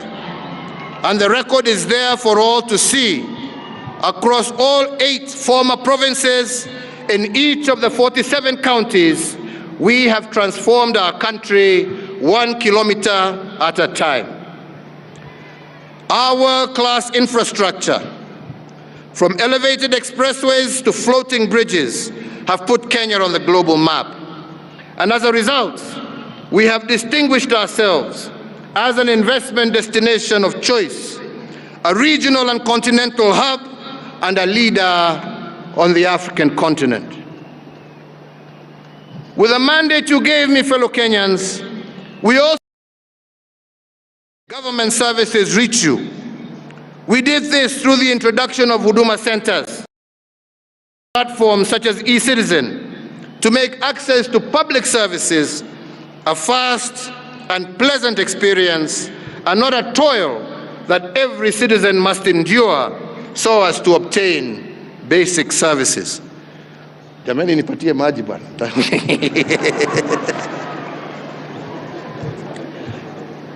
In 2012, who would have believed that passport applications, birth certificates, marriages and business registration, driver's licenses, and so many others could be done online from anywhere in the world?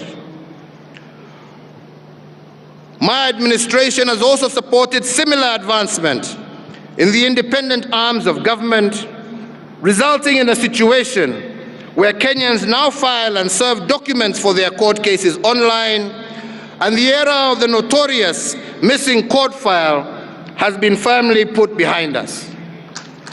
It is in the life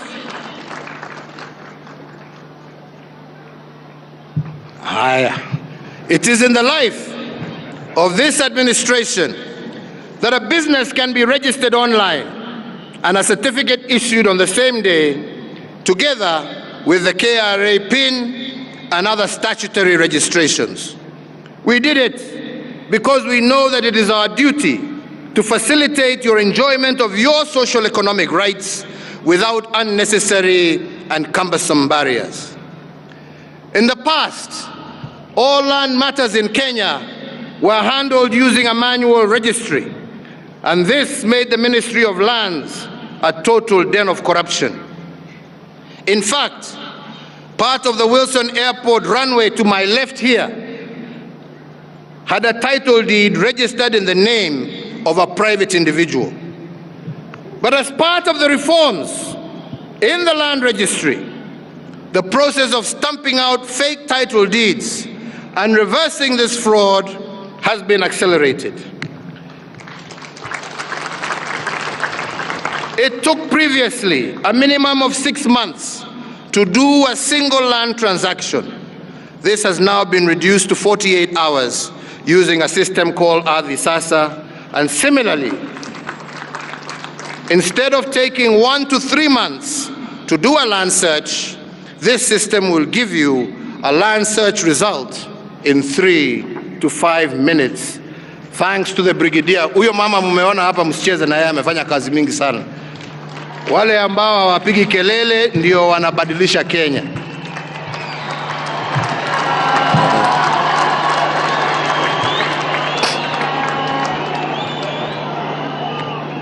With the mandate you gave me, we have set a high bar for how and where government services should be provided. Never again will Kenyans accept that they must contend with long winding queues, pay the infamous and notorious facilitation fee to receive their rights, or to travel long distances to the nearest major town to receive even the most basic of public services. As the administration that assumed office on the signature pledge of being a digital government, the revolution that is the delivery of services online, coupled with the concept of Huduma Centers, which we implemented, have changed the way Kenyans do business. In doing so, it has also created opportunities for Kenyans in the private sector and built an enabling environment for an ICT versatile society.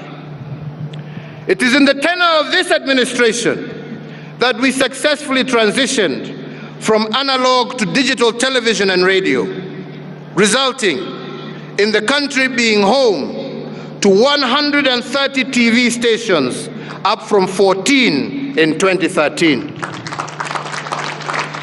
204 radio stations, up from 130 in 2013. These impressive figures do not lie. And this does not factor the massive expansion of the digital space that has seen many hundreds of thousands of Kenyans successfully monetize various digital communication avenues. Ndio unaona wengine wananitukana kila siku. Ni sawa tu, waendelee. Ni haki yao. Besides jobs, through our expansion of the digital space, the government has enabled small and medium enterprises, regional, community, and church-based broadcasters throughout the country to create niche routes for direct engagement. The dividends of the investments in our undersea cable are also manifest.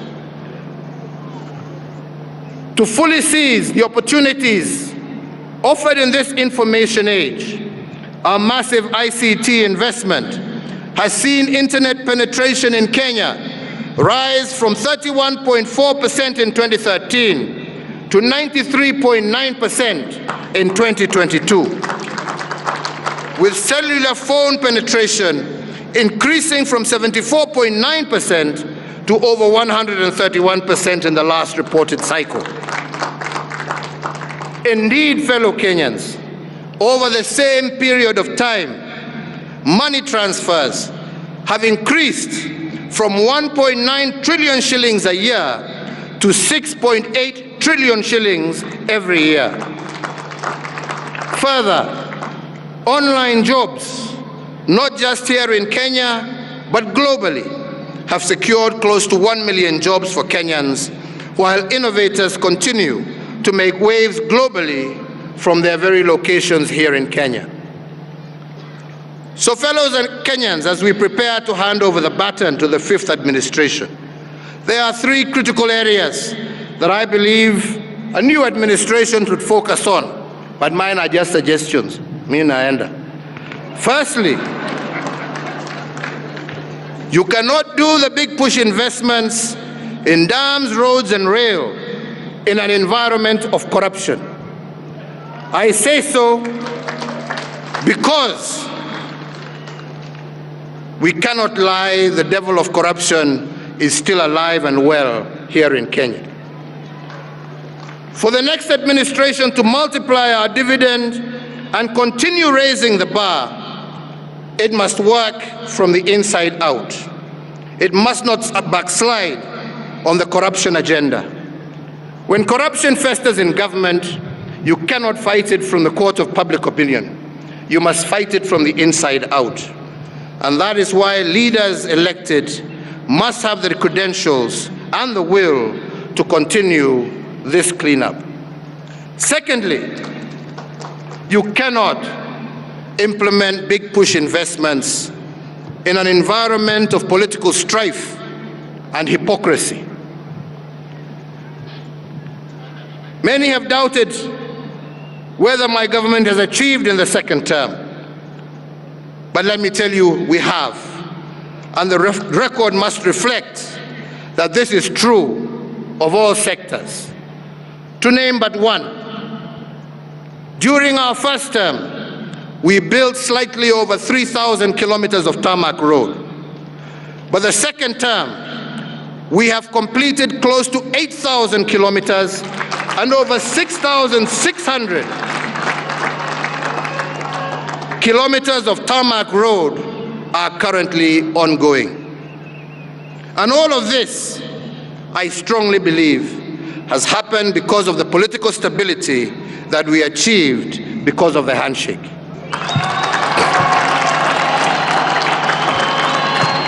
Three, big push investments are bold investments, and they call for surgical and sometimes ruthless execution. Such undertakings cannot be fed on the milk of meekness.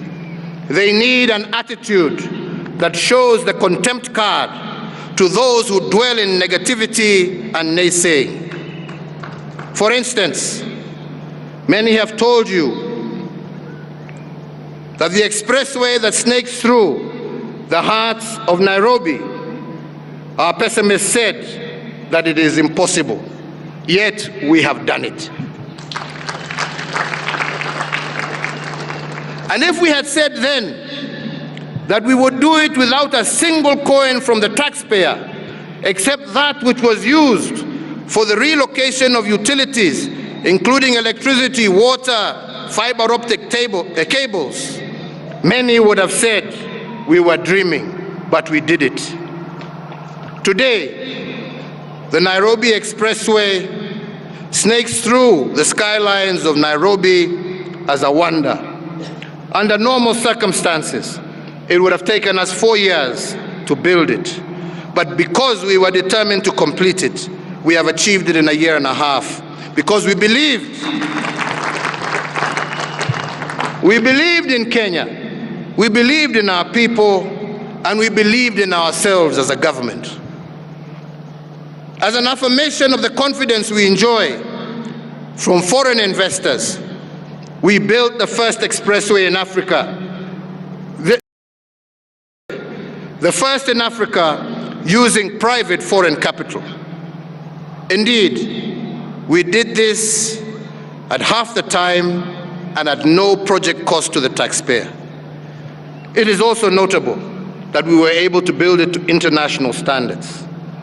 With this signature project, we have opened up new possibilities for our own private sector investments, including equity and pension funds, to invest in public infrastructure and make decent returns. So fellow Kenyans, allow me to turn to my second legacy frame of economic acceleration. And for this, I mean multiplying the economic foundations of our nation at a rate that is outside the normal. The first limb will address how we are faring on production, and the second limb will respond to a question by many why we had to borrow in order to accelerate our fundamentals. Since 2013, we have used your mandate to ring fence and grow our traditional exports of tea, coffee, and horticulture.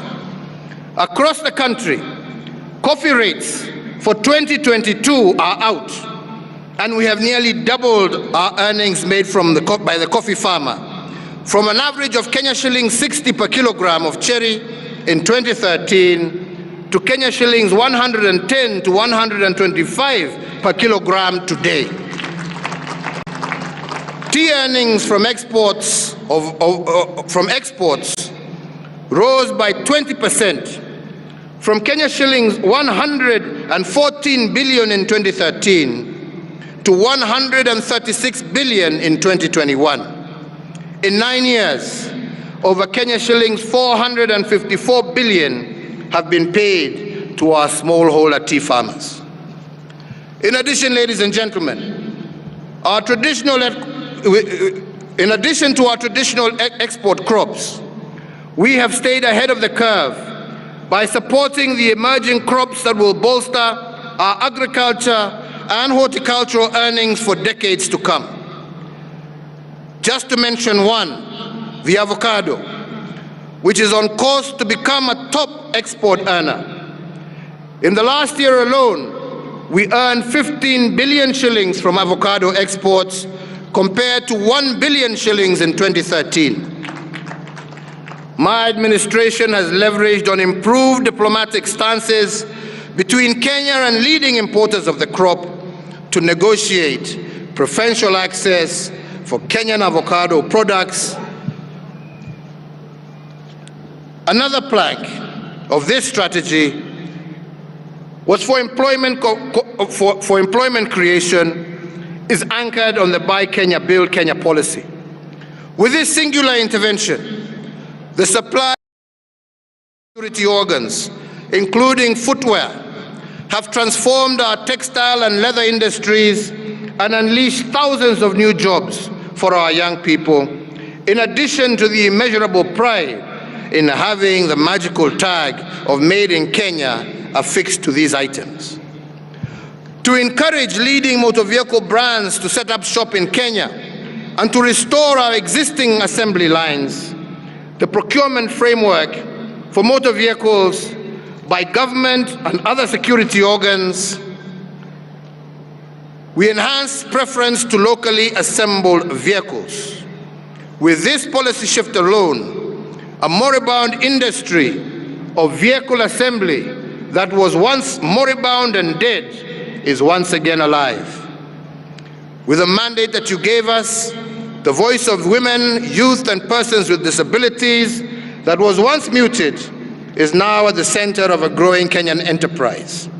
Through AGPO, a staggering 169.6 billion has been pushed through these historically marginalized groups. So fellow Kenyans, to address my second limb, why borrow? We must also first look at how other nations have prospered. It took England 200 years to industrialize. The United States of America, 160 years. Japan, 110 years. But China took only 35 years. And the four Asian tigers of Hong Kong, Taiwan, Singapore, and South Korea took 25 years to industrialize.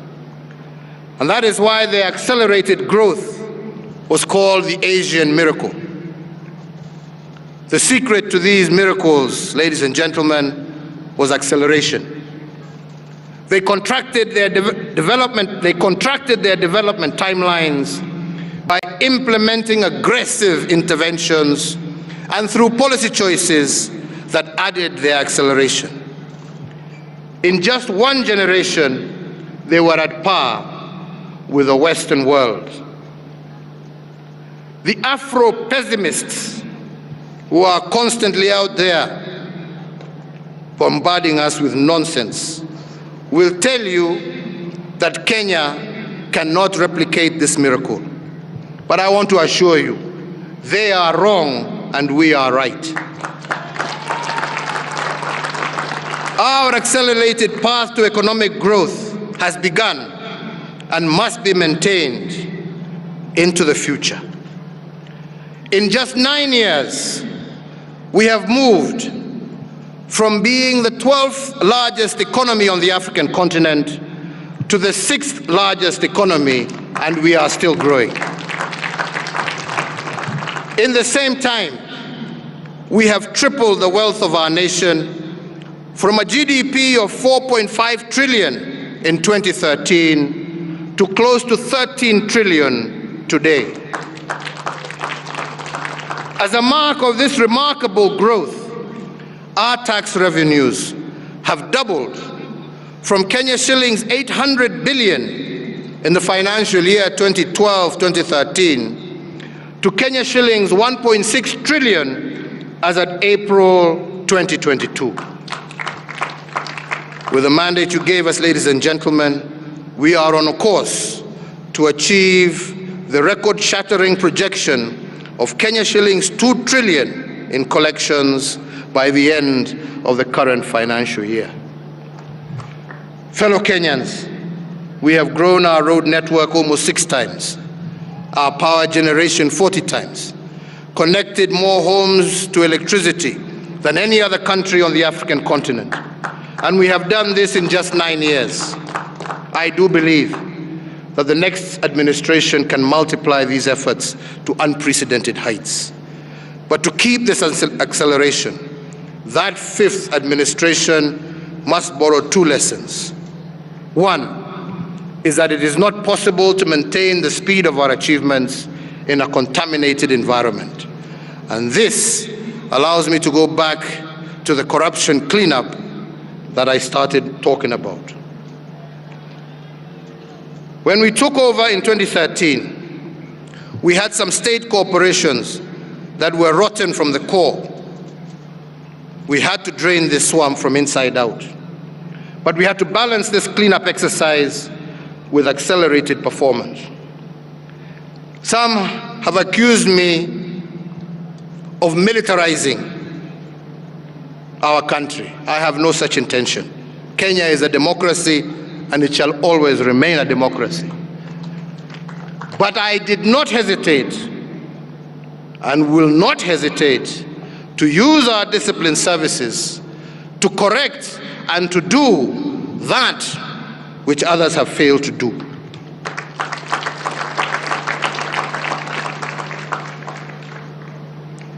We turn to our disciplined forces and we summon them to the cause of nation building. And the record must reflect that they have not disappointed us. When we gave them the Kenya Meat Commission to manage, they turned it into a profit-making enterprise within a year. The other institution worth of mention is the Kenya Shipyard Limited. This institution had collapsed due to mismanagement and corruption. Then last year, we handed it over to the disciplined forces. Today, this corporation is poised to have the largest shipyard in sub-Saharan Africa. This, ladies and gentlemen, is evidence that in an environment that is not contaminated, things can be done. If we could build this park and the museum behind us, using the disciplined forces in only 22 months, instead of the 10 years it would normally have taken. If we have begun restoring the glory of Nairobi, using the Nairobi Metropolitan Services, I do believe it can be done. The second lesson that will keep our accelerated achievements afloat has to do with debt. And on this, I want to pose a national question. How much is too much borrowing? When does borrowing become too much and unbearable to a nation? The only time debt is a burden to a nation is if a nation is led by looters. But in the hands of a visionary administration, debt is a catalyst for rapid development. And I will give but one example. When South Korea achieved her economic miracle in a record 25 years, it also achieved the rank of being the fourth most indebted nation in the world. But the South Koreans did not call it debt. They called it using other people's money to advance their cause. What this means is that nations that have advanced have not necessarily used their own money, especially when they are not endowed with natural resources. They have borrowed from others to catch up and to become world economic leaders. And the national question, therefore, to us today is not whether debt is good or bad. The more legitimate question has to do with what the next administration will do with borrowed funds. Will they end up in the private pockets, or will they be used to accelerate economic advancement? On my part, I believe we have used other people's money to close our infrastructure gap, to connect our markets. For example, when a maize trader in Kitale previously would take 3 days from Kitale to the border with South Sudan, with what we have borrowed and the roads we have built, we have ensured that that man from Kitale can be at the border of South Sudan in just 5 hours, not 3 days. Similarly today, any trader can travel on a tarmac road to 4 out of 5 of our neighboring countries and do so in record time. If we can transport 10 times more passengers with the SGR at half the price and at half the time, and move 3 times more cargo daily from Mombasa to our neighbors, then our borrowing has surely been worthwhile and paid tangible dividends. So to maintain the tempo of increased and accelerated achievement, the next administration should not shy away from using other people's money. Debt in a cleaned-up government is an enabler, not a burden. With the mandate that you have given us, The people summoned us to secure sustainable development and to foster intergenerational equity, and we honor this solemn duty. We honor. Now, sorry, let me go back.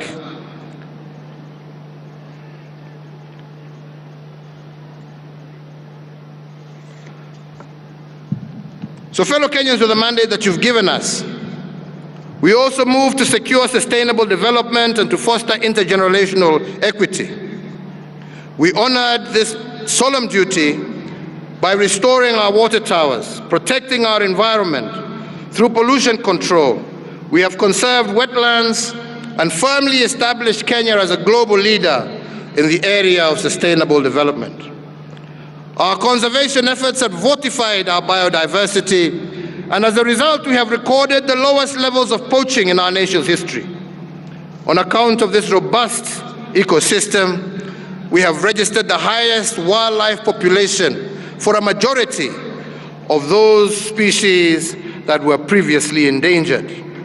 We did this so that every Kenyan can enjoy their right to a clean, healthy environment, and so that our heritage of splendor can be passed down from one generation to another unencumbered. We have planted 1.34 billion trees, moving our forest cover from 6.99% in 2013 to 8.83% in 2022, and our tree cover to 12.3%, well over the 10% envisioned in our Constitution, and 8 years ahead of the target date that was set of 2030. To halt the destruction of water towers, an elusive dream that has eluded every other administration, we contain the encroachment and legal extraction activities in the water tower resources of the Masai Mara Forest Complex. We have also banned the use of polythene bags and saved marine and terrestrial life. We have moved also with the beautification of our urban areas, especially here in Nairobi. And this initiative has led to the emergence of our nation as a leader in climate change action and established a thriving green economy.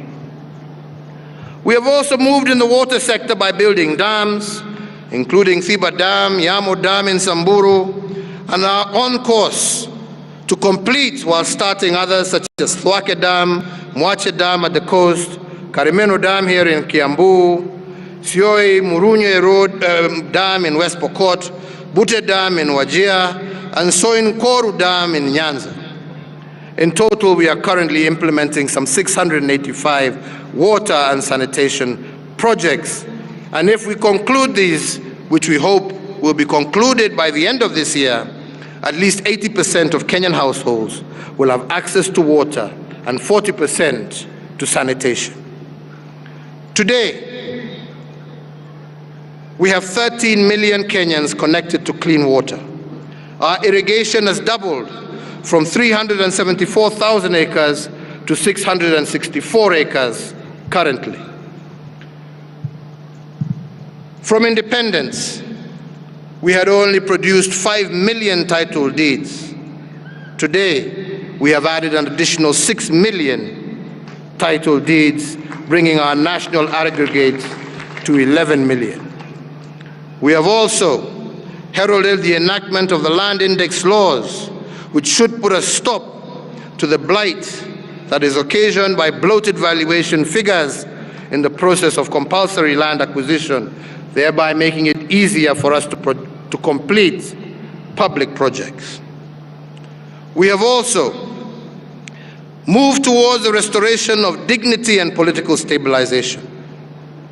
And as we look forward to the August 9th general elections, we must ask ourselves, what is the purpose of an election?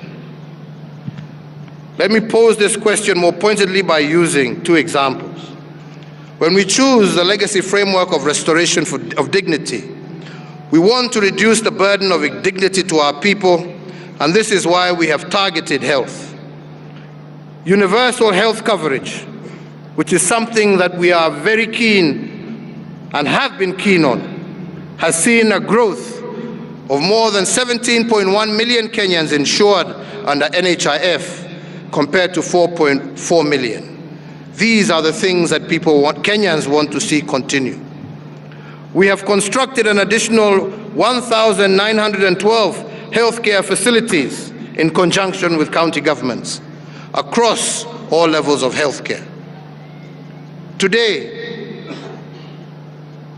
we have a new level 6 hospital, the Kenyatta University Teaching and Referral Hospital, that supports all these other ones. In the same period, we have increased our ICU capacity from 108 to 651 ICU-ready beds.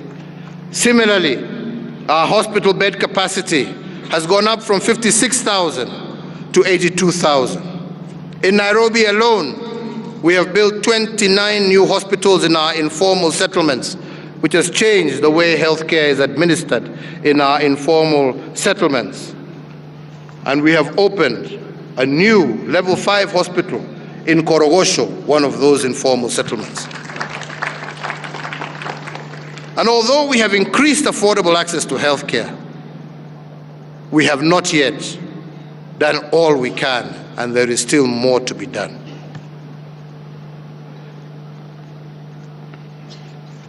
We need, hii sasa imekuwa ndefu.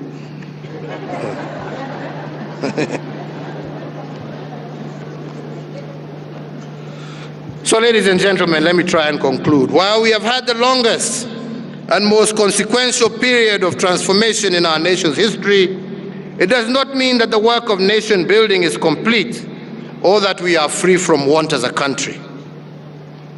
Recurring waves of drought continue to subject some of our brothers and sisters across our country to hunger.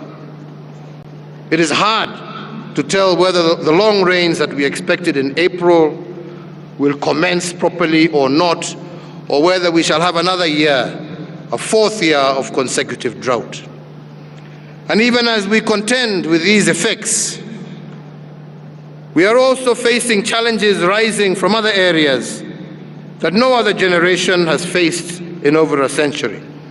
A health pandemic that has caused untold suffering, robbing us thousands of our fellow compatriots, and in its wake, rendering millions jobless. Global tensions today are threatening global food supply and fuel supply chains, causing untold disruptions in transport and logistics, causing skyrocketing prices of basic commodities, food items, leading to higher costs of living and turbulence in international finances, issues that will continue to require attention and vigilance.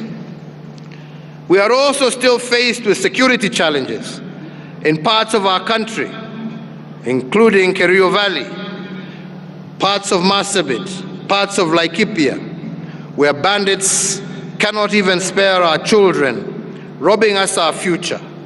And unemployment is still a major challenge, dampening the spirits of our youth and also disheartening their parents. Equally important to highlight is the threat also to our traditional values and the family as the basic unit of our society.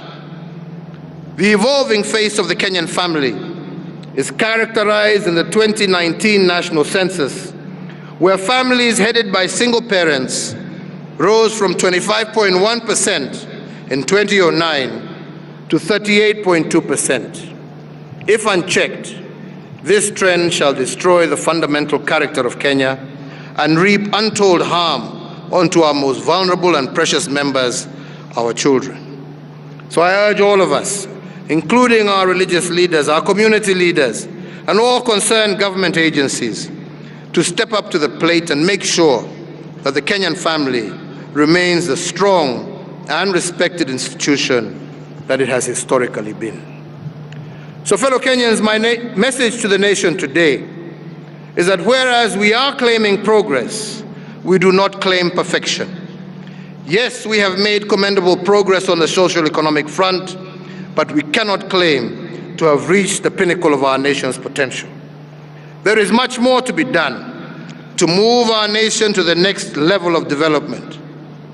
The fourth administration that I have had the privilege to lead together with my colleagues has laid the foundation upon which the 5th, the 6th, and the 7th, and all future administrations can build.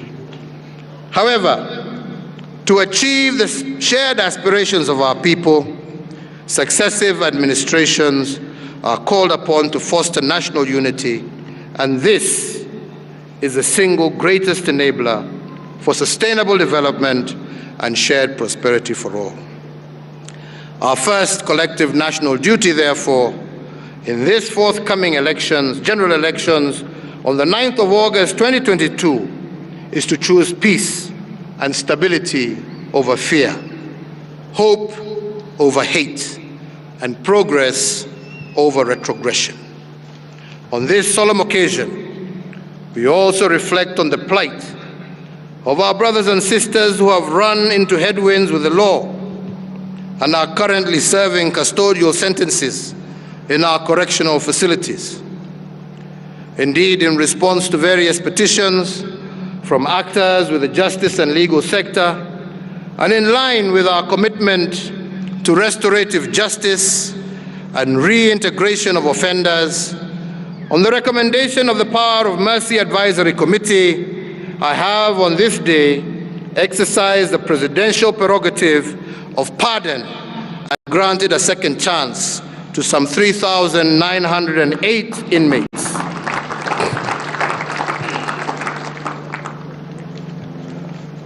To those that have been pardoned, mine to you is that you should now be change makers in our society and restore faith and confidence in our criminal justice system. Reciprocate the generosity that has been shown by your motherland through this act of mercy with a high sense of civic duty and service. Fellow Kenyans, ladies and gentlemen, kwa hayo mengi, with the eternal flame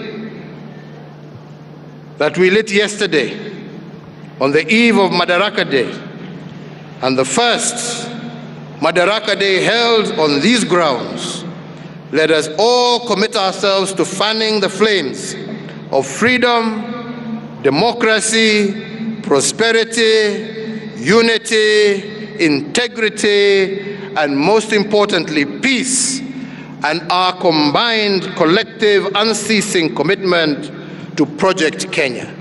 May God bless you, and may God bless Kenya. Asanteni sana.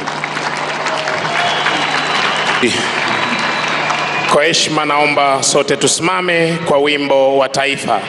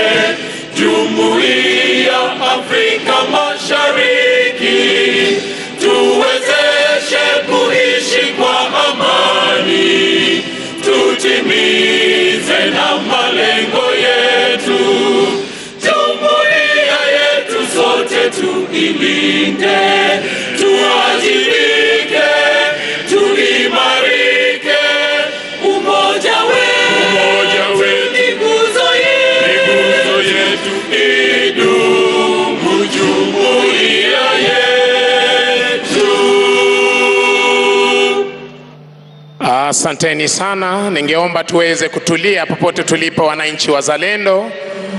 Nikiitisha hivi sasa magari ya Mheshimiwa Rais wa Jamhuri ya Kenya pamoja na magari ya Mheshimiwa Rais Jamhuri ya Sierra Leone.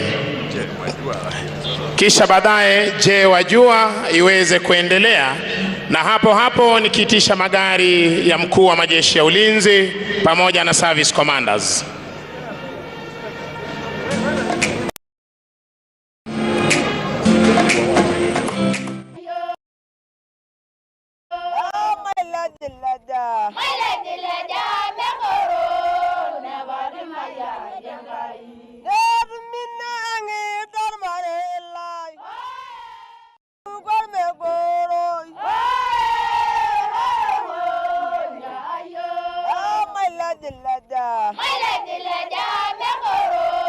Never